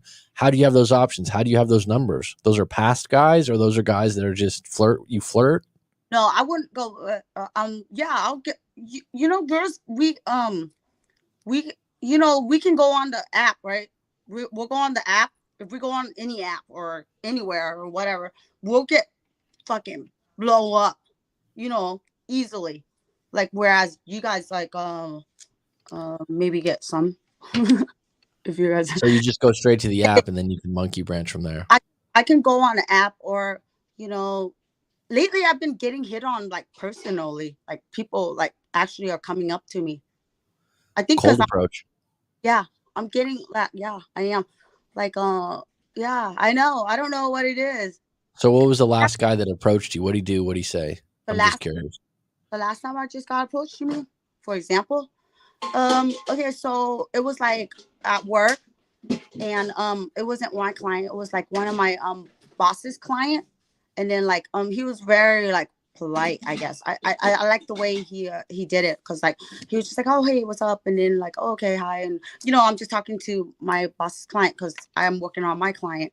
whatever. And then like he said goodbye or whatever. She was done with his time. And then she tells me that, oh, he texts and asked to give his card to you. And she's like, yeah, tell him. That's Yeah. a business thing. He wants you to do business with him if he's giving you his business card. No, he said to give. No, it wasn't like that. What was it? What was the business card for? Like painting or what was it? It had his name and has his phone. I'll tell It was you a business though, right? he's kind of a yeah, I'll tell you later. He has a business. He has a business. So do you think that that's a good way for a guy to drop their numbers to go, hey, here's my card, tell her to call me? He told her to give his number to me instead of like saying. Do you think that's a good approach? Or do you feel like, is that a good approach, Mary? That's pretty ballsy. I mean, like a lot of guys aren't. I like ballsy guys. Remember about the call? Is that ballsy though, or is that passive to be like, tell her to call me? Or and you called? Did you call him afterwards and go, hey, I got your card? No, well, because like he just said he didn't give like the card. Like he gave her like kind of like a picture of the card and then like say have her call me because his number. Did you call? I didn't at first, and then my boss was like, dude, like, because so you got peer pressured by your boss to call this guy that was getting a manicure and a pedicure. This man's getting a manicure and pedicure. He was getting service done, yeah, and manicure. Yeah, pedicure, yeah. He was getting a service done. So you got to see his feet already. I didn't look at his feet because I was busy. Yeah, that's good. Is that he takes care of himself? That's a plus when someone gets a pedicure as a male. He takes care of himself. Yeah. Okay. So I can tell you're already sweet-eyed on him the way you're talking about. You just went into a lower voice. You're kind of like, yeah, he takes care of himself. He's a nice guy. Have you talked to him yet? Yeah, we text. So you texted him first after he gave the card for you to call, and you felt a little pressured by your boss. Not pressure, bro. I like what did you text? I'm just curious. Did you text like, hey, I'm the girl that you left the card for? Betty. Hi, so and so. Hi, Bob. This is Betty. Did you left a voice message or a text message? I left a text message. Okay. And how long did it take him to respond? He responded. We've been texting. Did you go out yet? No, not yet. Okay. Yeah. I think how old is he? I don't know yet. Do you have an age limit? Within 10 years of either 10 years up, 10 years up or 10 years down? Yeah, that's it. Because I think anything after that, like you're not in the same age. Yeah, right. Would you hook up with like a 21-year-old? I don't know. Depends on like his maturity level, but I don't think so. I don't think they're that mature. Because like I think men mature like 7 years behind women. Well, I don't know. I'm kind of immature too. I don't know. I mean, okay. I'm not immature. I'm kind of playful, or you know me. Yeah, sure. Well, I mean, what's mature, what's immature, right? You can be immature in a relationship and be mature at your job. Yeah. There's like clients of mine that's like, you said that or you did that, and they're good at other things in maturity field, right? Like different places are different for that. How come I can't read anything? Why did I never get to read anything? I think that I don't know why it would be like that. You should be able to read it, I would think. All these people are saying a lot of mean stuff about you. I'm kind of surprised. They said. Why would that be jail time? 21's not jail time. It's not jail time. Yeah, 21's legal for Mary. What? Who said that? Someone said that. So this new guy. So what's your right now? You guys are just in this little text phase, right? Mm-hmm. You're just texting right now, and you're excited about it. I can see there's a little light in your eyes. You're like warm about it. Yeah. Well, Mac, I'm gonna start dating now. Remember I told you? How long's it been? Huh? How long's it been?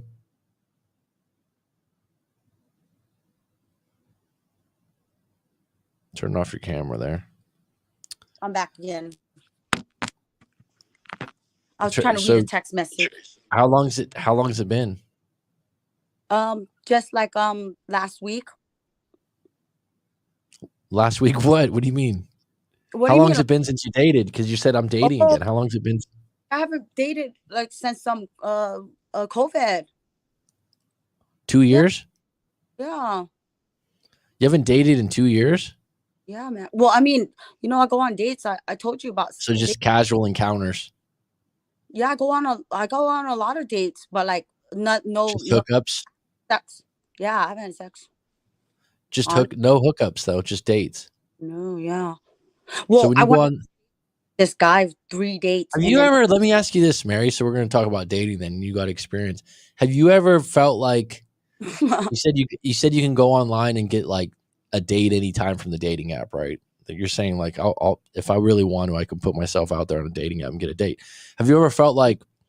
I've heard other women talk about this and other guys.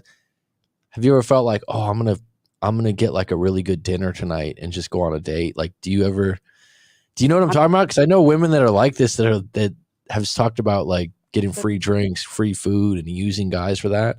Matt, you know Do you ever get asked on these dating apps like, where do you want to go? And then you pick somewhere expensive, or are you like, nah, let's go to the Olive Garden? No, I don't. Matt, you know I eat good.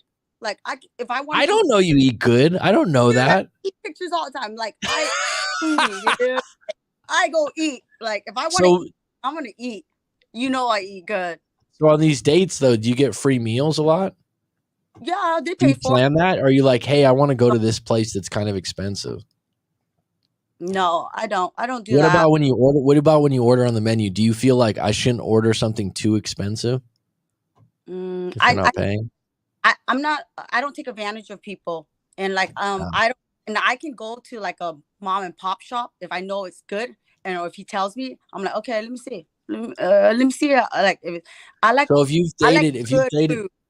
if you've dated multiple times but you haven't hooked up, why has that been? The guys are just not good the last 2 years?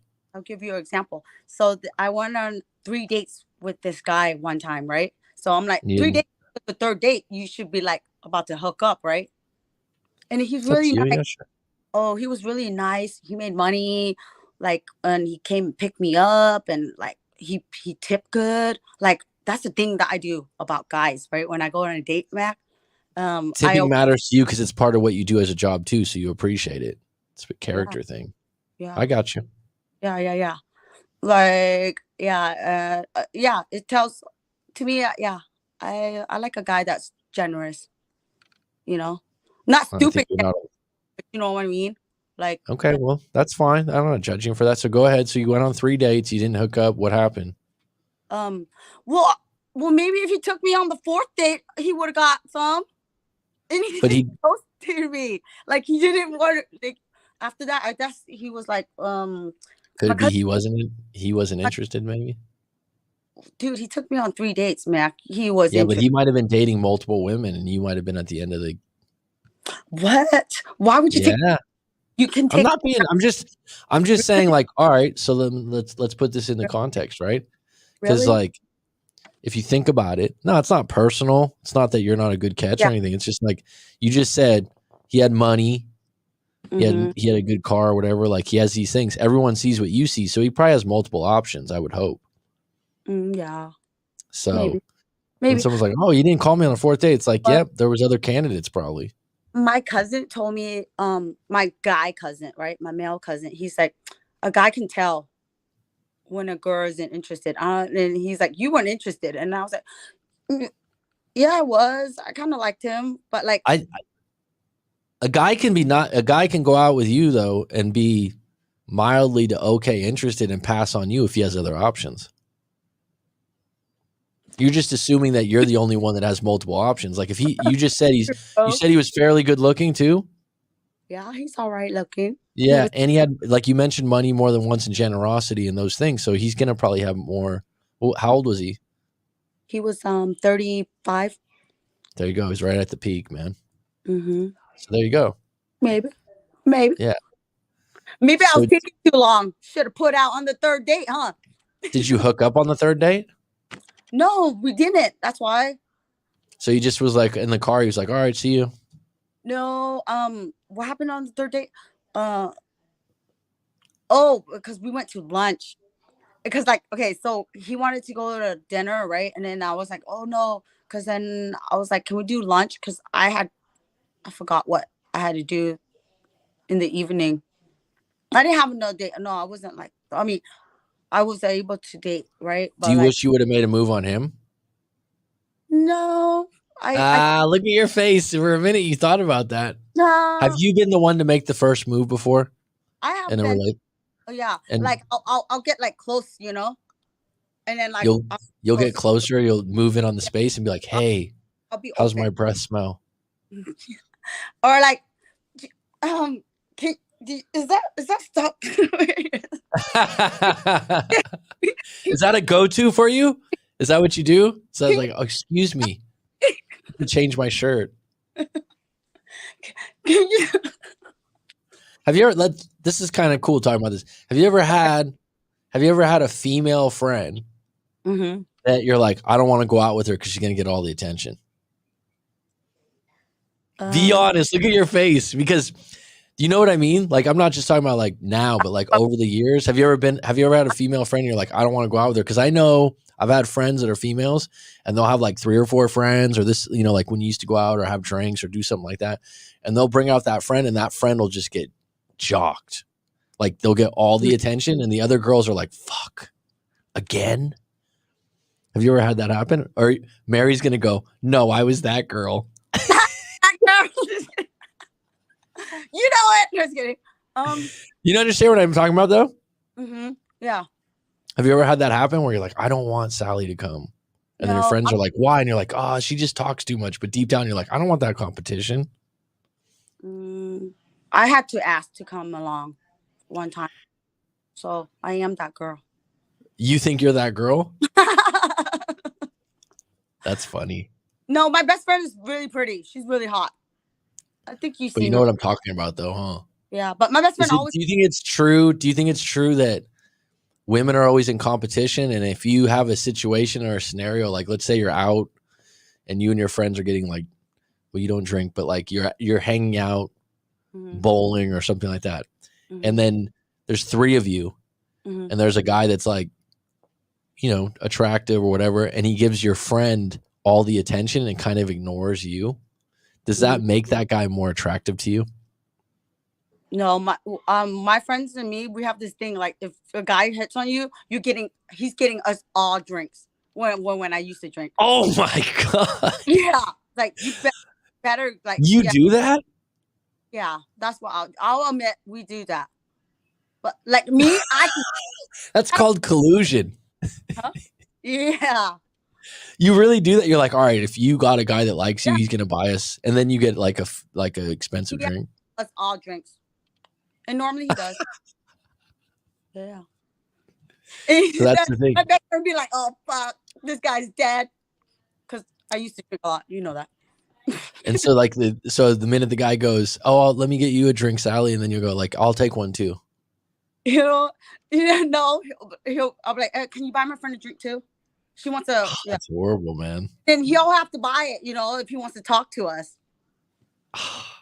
Never been in that situation. I don't think I've ever had that happen to me. Really? I've Oh, never had that.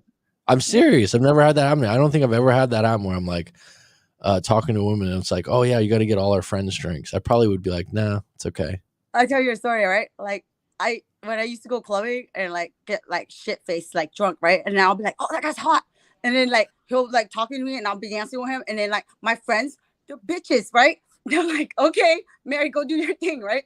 And Bob them all drinks whatever, right? And then like the next day, and then they're like, fuck, let me show you what you the hot guy you were with. And then I was like, oh my gosh, he was so hot last night, And You don't then, remember anything.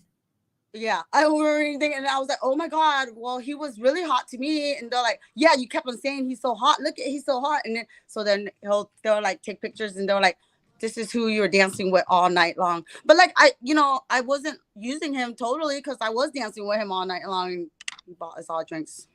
We had a good time. Has there ever been a time where have you ever had a guy you were so attracted to that you bought him a drink? No, I never Look buy. how confused you look. You're like, why would anyone do that? Yeah, no, like if I was dating, like I'm cool, Mac. Like if I'm dating a guy, um, sometimes You'll like pay sometimes. You'll pay yeah, sometimes. hey, no, let me do, and then like most of the time the guys be like, nah, and then So I'll be like, once you "Her?" start dating a guy, like he's your Yeah, official, you won't make him buy your friends drinks. no, he usually would buy it though. Oh, okay.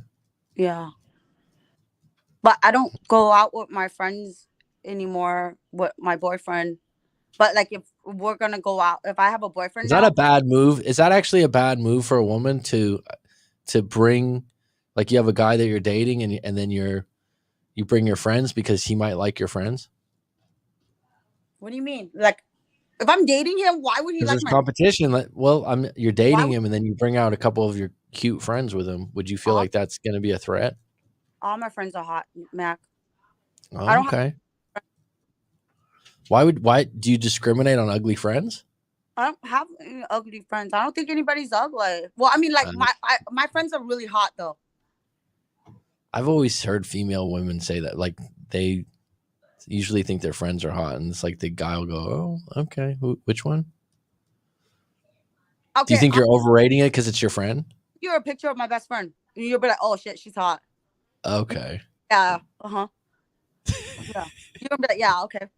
I'll send you a picture of my sister, dude. She's hot too. I I have a real believe you. sister. You have a really good what? Pretty sister. Like I have a real, she doesn't. You guys We don't. never hung out. You guys didn't go out too much together because you don't want to be in competition with her. Who, my sister? No, because she never went out, dude. Like my sister, huh? She did. We used to go out like on my birthday. She will only go out on my birthday. And Okay. like my birthday's Halloween, around Halloween. Now that you don't drink, which is a great thing, do you feel like it's I feel cool to hang out with.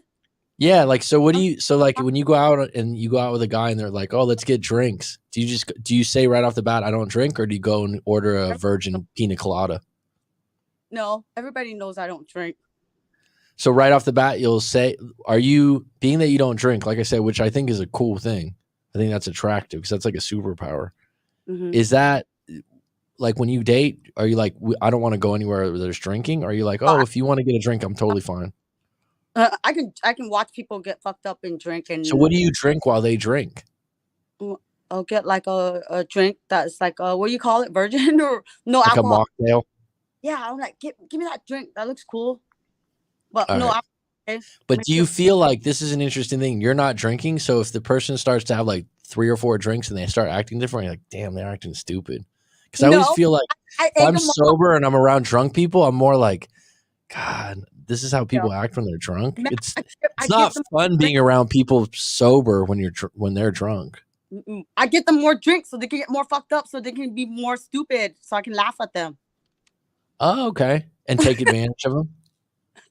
Dude, I'm like, get more drinks, more shots, shot, drink. They're like, why are you drinking? I'm like, And you you know just have why? it in your head like you're like you can be around those places and not get your own drink. That's pretty cool. You Yeah, just got to a point where you don't want to do it ever. I can't, Mac. If I do, I can't. That's a Yeah, good place to be though, where you're like, I know I can't. yeah. That's I don't. good. I just don't drink. That's cool. Yeah. There, have some There ice. should be a sober app. Like Huh? we're not gonna I think it's the most common date too, right? Like let's get drinks. It's gotta Yeah. be the most common thing. Cause like there was a female client of mine that doesn't really drink that often and she was having a lot of trouble escalating. Like they were seeing each other for a long time. Mm-hmm. And the guy had a lot of issues about like making a move. She was like in her late 40s. And I was like, she was like one time when because they had this like long distance relationship, she goes, yeah, he was like, before we go, did you want to get a drink? And she was like, no, not really. And I was like, that might have been your opportunity to maybe, you know what I mean? Like for some guys, some females, it's like have 1 or 2 drinks and it'll loosen you up, right? And she was like, well, I don't like to drink. And I was like, well, so I'm saying like a lot of times on dates, Mm-hmm. right? It's Oh, gonna you be mean like, like oh, make life more comfortable? I'm like, hey, get a drink. Like, what do you drink? I'll ask him. I'm like, what do you drink? And then he'll Mm. say like, oh, whatever beer. And then I was like, oh, I mean like hard liquor. What liquor do you like? You know? And then Oh, like, okay. yeah. And then like I was like, Kind of yeah, interesting because when you're the sober one, you could probably get a lot of truth out of them too. yeah. Cheating, right? Okay, I get like advantage. I'm gonna take advantage of you now. No, but like, yeah, I like the guy to be loosen up too, because I know alcohol makes a person more, That's loose. Yeah. So I don't have a problem with it. Like I used to, like when I first. Do you remember, Mac? Like, you couldn't be at places like that. Makes sense. yeah, remember And that, Mac? when you're committed to something like not drinking, it's hard. Like I don't drink a lot now because I Mhm. just don't like the hangovers. And then the more you don't drink, the more you're not in training for it. So like when you do drink one time a month, the next day you're like, I don't feel good, right? Hang- Yeah. So like I can tell that I think drinking is becoming less popular actually with the younger generation. I think so because there's so many different things that people do now. you Like mean when like, I was young, like there wasn't as many people doing pills. mm, Like when we were, you're same age as me, right? Early 40s. It's we're like the no, like in high school, metal? no one did pills. Oh, No we're one metal. did pills, huh? We're metal monkeys. Remember, the same age. You're a metal monkey too. Yeah, I'm a real It's metal. it's prestigious. You are too. It's a prestigious thing to be. I actually didn't know about it. Someone gave me a whole book on it. They were Yeah. like, "Look, Yeah. this is A wood monkey. There's a fire monkey. Yeah, what I'm yeah. talking about." Rob said, "What kind of pills?" I'm talking about like there's Pain no pills. one had like multiple pills in high school. You wouldn't take pills. Did you like was that a common thing? It's not common. It was now Mm. it's really common, dude. Like for the younger generation, they take all kinds of stuff. I don't want to get into that on like a thing like that because it's a sensitive topic, but What's everybody saying?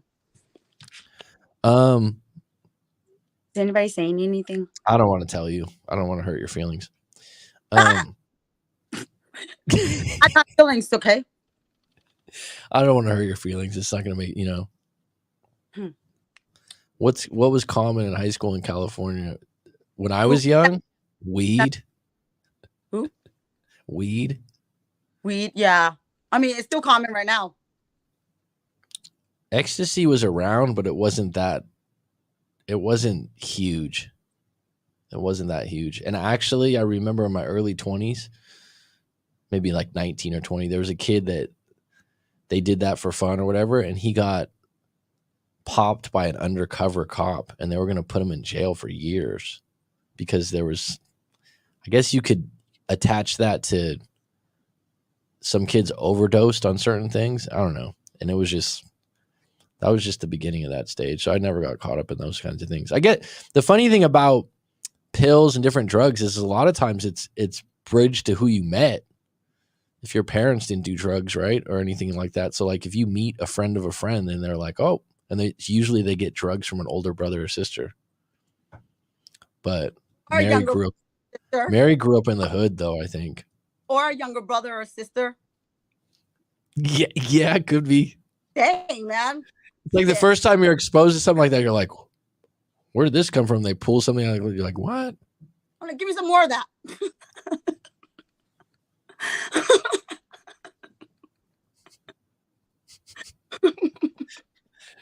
Funny how things change. You like where you at now, hon? You're in Georgia? Yeah. Yeah. I'm like close to Augusta, where the Masters were today. Yeah. Okay, cool, man. I'm not a golfer, so I don't really care about that much. But you're right. B's into that. But the is it Georgia's a pretty place though, right? Mac, tell me now. What? You didn't even want to reply to me when I was asking where he was. B? Yeah. B's at home. You're mad at him, huh? You guys have like, you guys are mad at each other. I know. I told you I had dengue fever for 2.5 weeks, man. It's on my deathbed. Dude, I swear to God, man. It's pretty serious, man. I said that. It's pretty serious. Like, have you ever had like a sickness where like COVID. You're so exhausted you can't think straight? It's like, whoa. It's crazy. Yeah, he's okay. He's all right. We'll see if he comes back on. He's taking a break. He told me that I don't want to go into details about his current situation. But Oh, we'll let okay. him talk when he comes back if he wants to. He's gonna come back. He's So he's not. okay, alive and well. So he's not in He's alive. Augusta, And well. Augusta, right? No, he's not going to be in Augusta. I don't think. Do you? Now that you've traveled to some different states and done your work in different places, what's your favorite place, Mary? What's the best place for men for you? Probably Alaska. You didn't live in Alaska, did you? No, but I can. Wow, that's a very good answer because Alaska, the numbers would be high for you, right? Because I think it's like 5-1 on men to women, 4-1 or something. Yeah. You thought about going over there and just slang? Shit, hell yeah. Where did you come up with that? That's so random. I just asked you what's the best place for guys to meet guys. You're like Alaska. In my horoscope, or like, well, my uncle always told me that I had to go north. Yeah, but you've lived in like South Carolina, you've lived in Georgia, Tennessee, Florida, California. I know, dude. You're like a hitchhiker. So man, you'd have had a hell of a vlog. Like if you had your story and you're like, oh, I'm in Tennessee now. And you took pictures of everyone's nails before and after. That'd be a big one. I took pictures of food. I have a lot of pictures. What's the worst feet you've ever seen? Because you got to be professional. Like I used to sell shoes, right? So I've seen a lot of feet too. People used to make jokes to me all the time. They used to be like, oh yeah. I'm like, I don't touch them. I don't touch people's feet too much unless it was an older woman. Yeah. My cousin sold shoes, women's shoes at Macy's. But you've had some nasty feet though. Yeah, I have.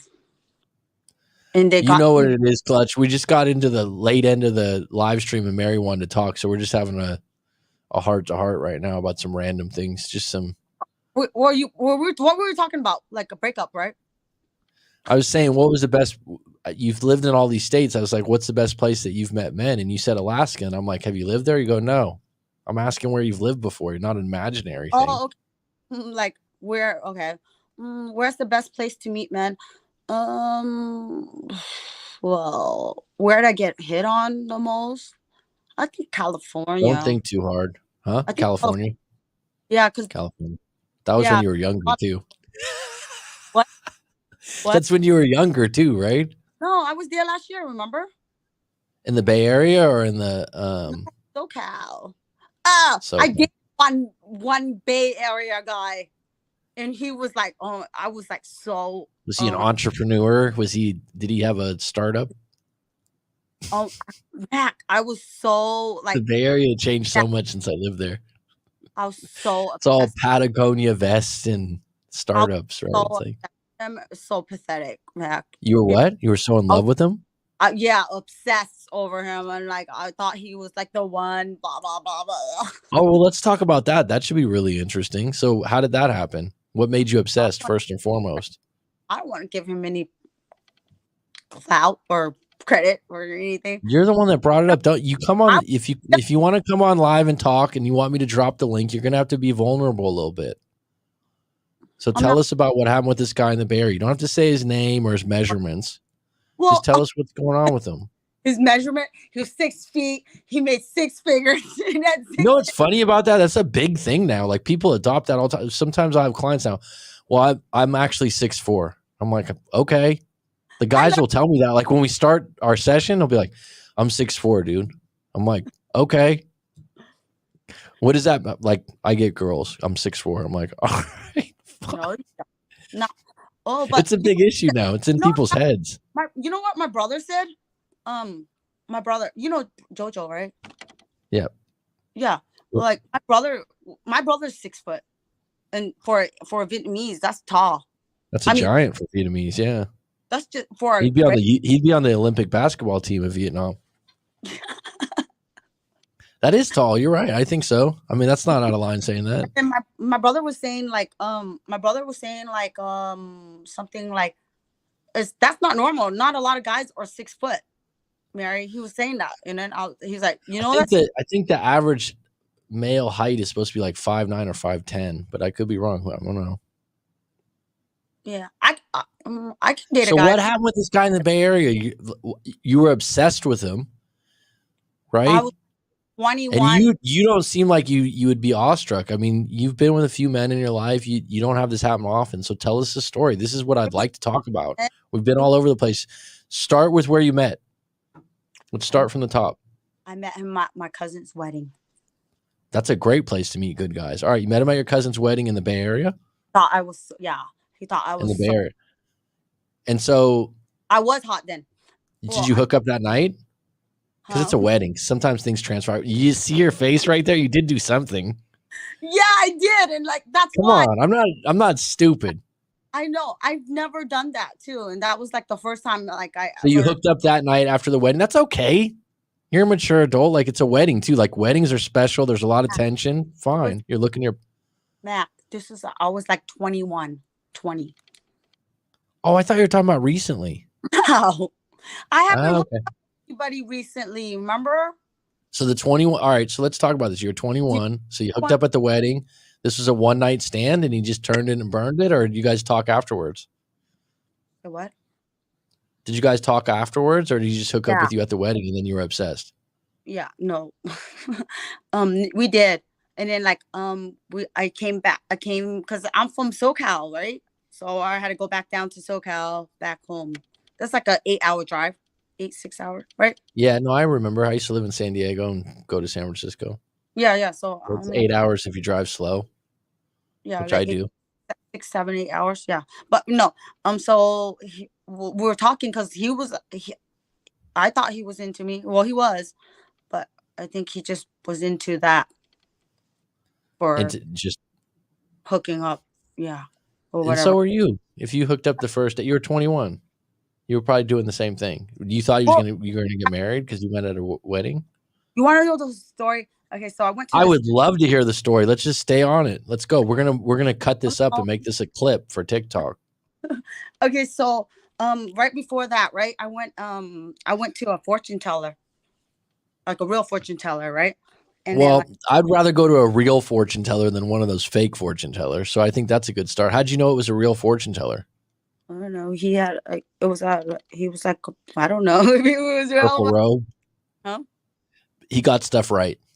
Yeah, and then he had some stuff right. Yeah, because he said that like in like 21 days you will meet someone and like he's gonna be the one, blah blah blah, whatever. So I met him on like the 21st day too. You know what I mean?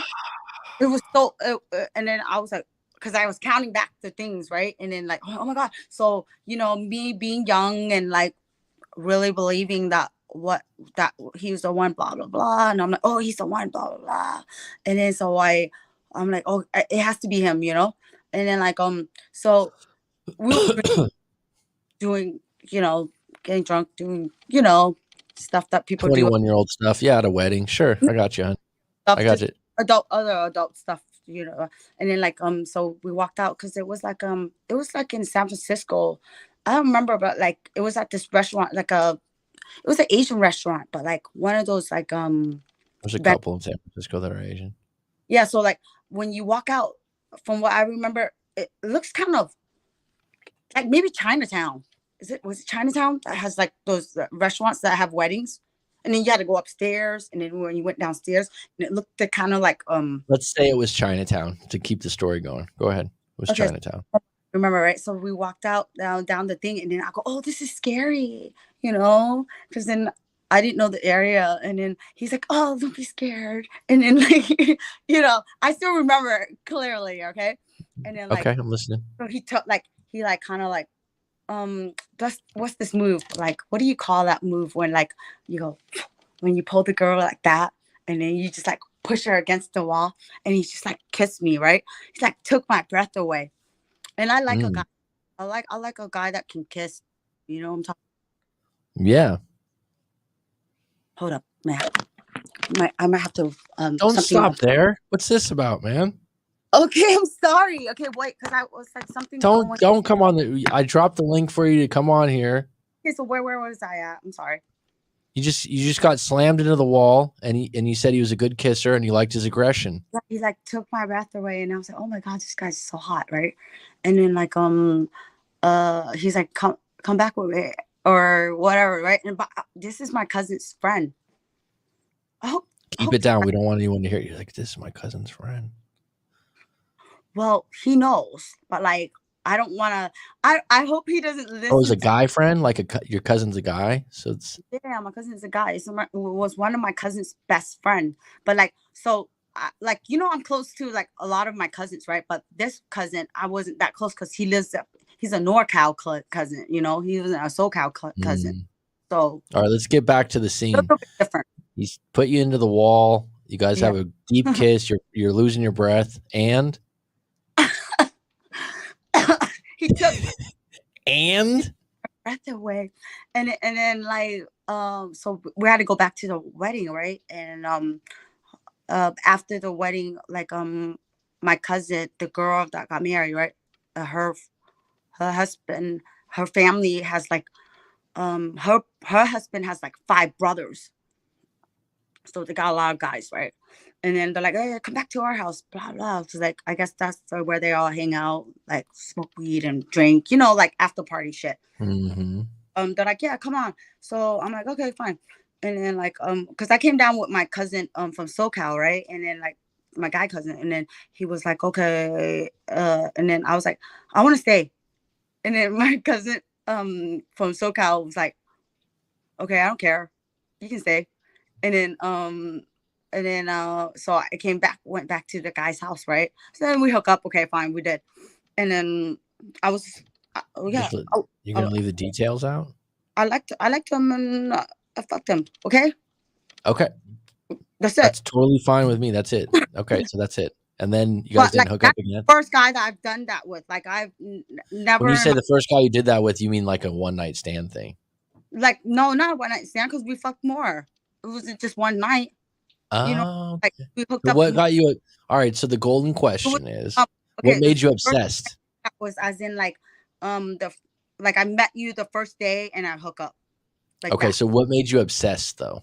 You said you were obsessed. The fortune teller was telling me, so I kept in my mind. So the fact that the fortune teller said that was going to be the one that was planted the seed, it wasn't so much that the sex was good. The sex was all right. The sex was good. It wasn't bad. It wasn't anything special. Okay, one thing I didn't like about him was he had this cat. Oh my god! And like a cat. A cat, yeah. And like he had a cat, like a live cat. Like I thought you said tat at first. No. And the cat was in your bed? No. What? What? Go ahead. Dude, drop it. You want me to drop the link? Drop it, man. Come on. Like I hate pets or something. Because remember last time I talked about like my ex's dog? I just thought no one cares. Some people like cats, some people don't. It's not like you abused a cat or something. So what'd you do? I didn't abuse the cat, but I didn't like the cat that smelled. Like the cat. It was in the room. Yeah, was a litter box in the room? No, there was a litter box in the bathroom, and like everything. Oh, and the bathroom was part of his bedroom? Like it was a ensuite? Yeah, so I didn't like. So when you went to the bathroom after you had sex, you smelled kitty litter and cat shit? I just don't like that, Mac. I have a thing with like, I just don't like it. It smelled so bad. It just stink. What did you do? He kept the cat away, but like I don't know, cats, they have a thing with me or something, like they like to like swerve their body, you know, like around my legs and like all over me, and then I'm just like disgusted because I can't stand. So what did you do? You told him to get the cat out of the room. He knew, but like were you, because you guys were 21, were you at his, was it his parents' house or he had his own place? He had his own place. But he had a cat. So that was a deal breaker, huh? Because afterwards you probably were like, I like him, but I'm smelling cat poo. Yeah. Yeah. Yeah. All right. But what, so the thing that made you obsessed was the fact that the fortune teller said he was the one. Yeah. Did he cold shoulder you at some point? Like, you know what? This is over. Yeah. He thought I was like, you know, he thought I was psycho, and I was psycho. You know what I mean? Like, come on. Oh, because you were calling him all the time and stuff? Yeah, I was like obsessed over him and shit. Like stupid obsessed, like pathetic obsessed, Mac. Because he wasn't that interested, because he cared less. Huh? Because he cared less. Was he a little mysterious to you? No, he just straight up told me like, oh, because at first he was like, he really liked me because, I'm cool, Mac. I was fun. I know you're cool, man. I wouldn't let Yeah, you have the like, link if you weren't cool. But I'm just saying, like, I know you're cool. yeah. I know And, you're cool. I was but just curious how you became like I what became makes you obsessed? The fact that he was just like not interested anymore? Like you thought no, maybe you'd move up to the Bay? when I came back up to visit him, right? Because I had to go back down to SoCal. Well, I didn't have to, but I did because I Mhm. could. Yeah. So I flew up there to see him, spend like to get to know more, to get to know each other more. Because I really liked him and he really liked me, right? Until I would until I showed him my craziness, my What was psycho, an example of your craziness? What was an example? fucking Did like you let you say, you didn't answer your phone. You didn't answer oh your yeah, where are phone. you? Like, hello, and then like call him all the time, text him, and then Isn't I try. that funny though? Let me ask you this, hon. Have you had it on the opposite where a guy did that to you and you're like, "What the hell?" I Have get you that had all the time. I Get mean, out. but like I didn't know that like that's how I was, and then I was like, Isn't oh it funny though? Like you can look at your life and you have a situation where like maybe you had a guy that did that to you, but you didn't think back when you were 21 and you were on the other end of that. huh? Yeah. Do you know what I'm saying? When you're Uh-huh. like, I've had clients before where they're like, "Oh, I don't understand why the girl left me on red. I don't understand why she's not talking to me again." I'm like, "Have you ever done that to a girl?" Well, What do you yeah, one time when I didn't like her. It's Yeah. like she doesn't like you. They don't want Abel has been it's burned. like you can't remember when you've been on the other end or the other side where you're like, ah, this person's crazy or I'm not that interested. Mhm. It's like people don't get clues about that. So the first night we hook up, right? Like fucking, it was amazing and everything, right? Because I like this guy. I'm like, oh wow, he can kiss, like you know what? Kissing's that big, huh? Yeah, How long would if you're that big into kissing, how long will you spend on a kiss? 20 minutes, 15 minutes? damn, Mac. Like I mean, for him to get it right, you better get it right the first time. For Like you kissing? kiss when a guy can kiss or not, like when someone can kiss or not, or Was like your first kiss was your first you don't have to go into detail about your first kiss, but like was your first kiss really good? my first kiss. Yeah, like the first time you had a intimate relationship, you don't have to tell me how old you were and all that other stuff. But was it a good kiss? Was the person a good kisser? Mm-hmm. Yeah, Mm-hmm. that's probably why then. Mm-hmm. Took my breath away. It took your breath away. There you Yeah. go. Yeah. Have you had moments where you had a bad kiss and you're like, bye? Well, then I'll be like, oh, Teeth? I'll try because You I'm ever a had good. a teeth kiss? Have you ever had someone bang teeth? Oh, yeah. I don't like that. Turn off. I'm like, oh my god, like A teeth. yeah, yeah, yeah. But like some guys well some people can't don't well I mean let me see how to say this you can like you can be a good kisser, right? Like, well, I could be a good kisser, and then I can like kiss them, so then they can just follow me, like not follow me, but like Yeah, like kisses whatever. a good kiss is chemistry, right? So someone that thinks that they're like if you go, "Oh, you're a bad kisser," they're going to be like, "You're a bad kisser." Who was wrong, who was right? If you bang teeth, it's like who did the teeth banging? Someone else, you know what I'm saying? Fuck you, you're the banger. You're the Yeah, teeth yeah, banger. it's like, "You bang my teeth." It's like, "No, I thought you were a bad kisser." I remember there was a girl I dated, I was like, "Bad kisser." She's like, "You're a bad kisser." I'm like, "Okay." I You know? no no I've gotten compliments like, oh, you're a good kisser. Like the guy would tell me like, oh, you're a good kisser. Like that's a good kisser, Mac. When a And that guy translates well into other things, right? That translates into other things. That's the thing about it. We're not talking about that right now, but that translates into other things that are important. like I had a guy told me that one time. You're a good kisser, Mary. And then I was like, oh, thanks, I know. Or like, I didn't say I know. I know. You know, Do you think that there could be a kissing school what? Porn school or to what? teach someone how to kiss? I mean, like, because it leads to sex. Kissing can lead to sex. If you kiss really good, you can, like, if you're a good kisser, like as a guy, like if you're a good kisser, you could like, yeah, you can get in my penis. Okay. Okay, I believe you.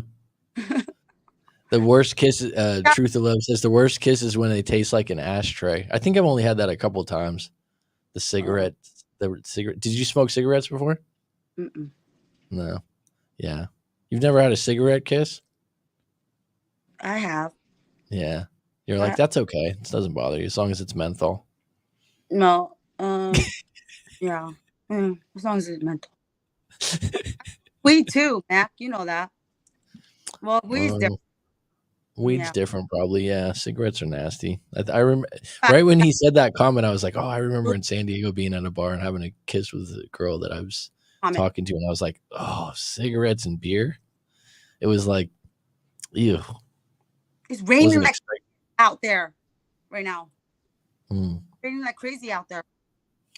I believe you. Mac. Well, this has been good, Mary. I've learned a lot from you about kissing, about rendezvous in the Bay Area and Chinatown out of a aggressive situation, because it was what stood out about that. It was a little cinematic, right? It was like you were in a movie. Really? And you were also like throwing there that you were also in a place you didn't know, like San Francisco. So that's what made it special too. And then he ruined it when he had a fucking cat in the bathroom. You're like, dude.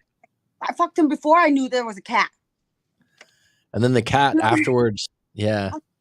But then like it didn't bother me too much because I was kind of drunk still, you know what I'm talking about? And I was like, okay, I just gotta pee. And then like I remember like going in there and then like, you know, I didn't have any socks on or anything because I was wearing a dress and like one of those shoes that like I took off my shoes, you know? And like yeah, I was like, okay, whatever. I thought it was the roommate's cat, but then I found out later it was his cat. So I'm like, oh, this is a problem. You know what I'm talking about? Like I didn't know. Is that grounds to break up? I mean, I didn't want to break up with him because I was obsessed over him. I was crazy. But good thing I was crazy. I didn't have to deal with it. Yeah. Like that cat. All right? We'll do one more thing and then we'll sign off. Thanks, Sam. What's being that you've worked in beauty salons, if I could call it that? Is that correct to call it a beauty salon? Beauty salon? Is that an old way to say things, or is there a different way to say beauty salon? Just salon. Okay, excuse me. A beauty salon. Call salon. Beauty salon. Okay. Beauty so you must have, like, what's the craziest story in working in a beauty salon that you have, like, of some drama? I know you do. You got to. Has there been some stories like that come to mind, or ones that deal with relationships or breakups? Some girl, has there ever been like a girl that took her boyfriend or took her friend's guy? Oh, there's a lot of stories like that. In the salon, like crazy stories. Like, yeah, Mac, there's a lot of stories. All right, thanks for telling us. Are you just gonna tell me their stories, or do you have one? Of somebody. Let me think of one right now. Somebody.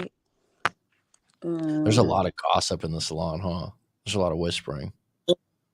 Yeah. Is there a lot of like, oh, there she is. She just walked in. Look at her. Okay, so there's like people hooking up with each other and stuff in like the salon. Yeah, like yeah, people hooking up with each other. Oh, and I don't want to know about this stuff. If this is this stuff like wow. Dirty, nasty stuff. You know, normal stuff that people do. I never did. I believe you. Wait, let me think. Okay. Yeah, no. Yeah. I never did. All right. So you don't have a story then. That's okay. You can just say there's a lot of story right now. Okay. Like off the bat. You know what I'm talking about? Right. Okay. You talk about my monkey branching thing? Your monkey branching thing? Yeah, weren't we talking about that? You said you didn't monkey branch. You said you don't do that. I don't. You said that you always have options when you break up. Yeah. You said you always feel like you have options. Do you feel like, though, that as a woman having options, like you're just like, I've always had options. Do you sometimes think that you settle because you're going on the options you have, or being more selective? I think I think I did settle. I think I did used to, but now as I'm older, I guess, like I So is that why you were hanging out at Augusta to see if you can get a golfer that's a little bit more official? Yeah. Huh? I mean, like now I know the red flags, and then so I don't waste my time with right when I see a red flag or whatever. But like I kind of know what I want now. So What I do you don't. want? Tell us all what you want, and then we can put it out there. Oh yeah, what I want. What is it that you want? I want the same thing that I can offer a guy. I just want loyalty. Like men, that's what men like, right? Loyalty, right? And I think I'm loyal. All right, so loyalty's on. All right, Not so loyalty. You want loyal. loyalty, and then what else? Is that so hard? Is that too much to ask for? Because a lot of times, a men, like I understand that, like men like to be able to have a lot of women, right? Of course, all men do, right? But it's like, what do you like? Is there like a man out there like? Do you guys want to like a girl that is just like you're compatible with, and you can just like sometimes like have good sex and just like get along and like do things, go eat good food and like just do normal shit, sometimes just like I don't want to do anything, I just want to stay home and watch TV, or I just want to go like fuck, hey, I just saw something on the Food Network channel, let's drive there and go and eat, try it out, you know what I mean? Mm-hmm. Yeah, something cool like that, like that's what I want. Like, hey, any guys out there, shout out, holler Right. at girl. I got it. All right. No, that's Yeah, good. That was pretty descriptive and detailed. yeah, That narrows it down. yeah, Loyalty, simplicity, yeah. I'm Food pretty, Network restaurants. yeah, Yeah, that's good. We'll yeah, get there. And you're yeah. back on deck right now. You got some guy that's chasing you around. That makes you feel good. He left I his don't card think he's for you. chasing me around, but he's hollering. I got some Yeah, guys hollering. he's a I'm contender. being open now, like because before I wasn't open to people, All now. right. You're in a Yeah, good place in your life right now. Good. yeah, I am, Mac. I think you could hang out at Augusta and snag a caddy. A caddy. I don't want a caddy. I want the golfer. Oh, you're a caddy? I'm looking for a real golfer. Well, I golf on the weekends. Maybe caddies golf too. Shit. Oh, That's how they become caddies, right? tell B, hook me up. With a caddy? No. Oh yeah, B knows a lot of caddy, right? Huh? It's funny in Thailand they have some like really nice golf courses, and the caddies are all women. Like you wouldn't think that because it's like all the caddies in America are Ooh, usually Matt, guys, maybe right? Isn't that Matt, random? oh, So Matt, you can I could come that there and might be be your a caddy? Can you I could come do there it in and be a Augusta, caddy? be the first female in a caddy. I mean, you'd get a lot of attention over there because you'd be the only one. You'd have no competition. Smash them out. Done. Really, huh? Yeah, I should do that. Yeah. All right. I can tell you're weighing in a little bit. Thanks for being on the show, Petty Betty. I do appreciate you. What's And everybody thanks saying? for sharing. Huh? They said this is probably one of the best live streams I've had in 2 years. And I agree. So I was going to say, thanks for sharing these intricate, interesting, colorful stories that you have about your life. And we'll definitely have you on again. I'm glad you're doing well. And I can tell you're doing well. And Yeah, I'll that. like to have a part 2 when we can get this guy on the show also and have him share about his pedicure and how he met you. And I hope he doesn't have a cat. Oh shit! Damn. I would just ask him. I'll just go, hey, do you have cats in your room, dude? Hey, but Litter like box in the bathroom. It's gross. I know, right? That's weird, right, Matt? Do you think that's weird? That's kind of Not weird. Some people like cats, but that smell of litter box is pretty nasty. It's pretty nasty. I would say that that's a have it in the house, to have it in your house or your room. No bueno. No bueno. Riflin says goodbye. Bye, Riflin. Yeah. So Who we're else? having a good time. Rob still on? I love my cat. You guys can go to hell with all this hate. I don't hate cats. I don't like litter boxes. I don't hate cats. I just don't like that cat smelly. Smelly cat. Remember that? I guess, yeah, there's different strokes for different folks on catties. All right. Everyone's waning out here. Everyone's burning out. Okay, all right. Betty Betty, have a good night. I'm going to let you go, hon. Have a good one, okay? Okay, bye. Bye-bye. All right, folks, that was good. It was nice to share with the great Petty Betty and Rye Flint. Thank you, Clutch. It's been a while. Yeah, it was a random one today. Nah, the worst kiss is when they taste like an ashtray. Thanks for that one. Rob IS, you are appreciated, my friend. Sam Lujan, thank you. It's been 2 hours 40 minutes. Wow, feels good. Feels really good. All right, folks. It's been good. It's been grand. Have a good one.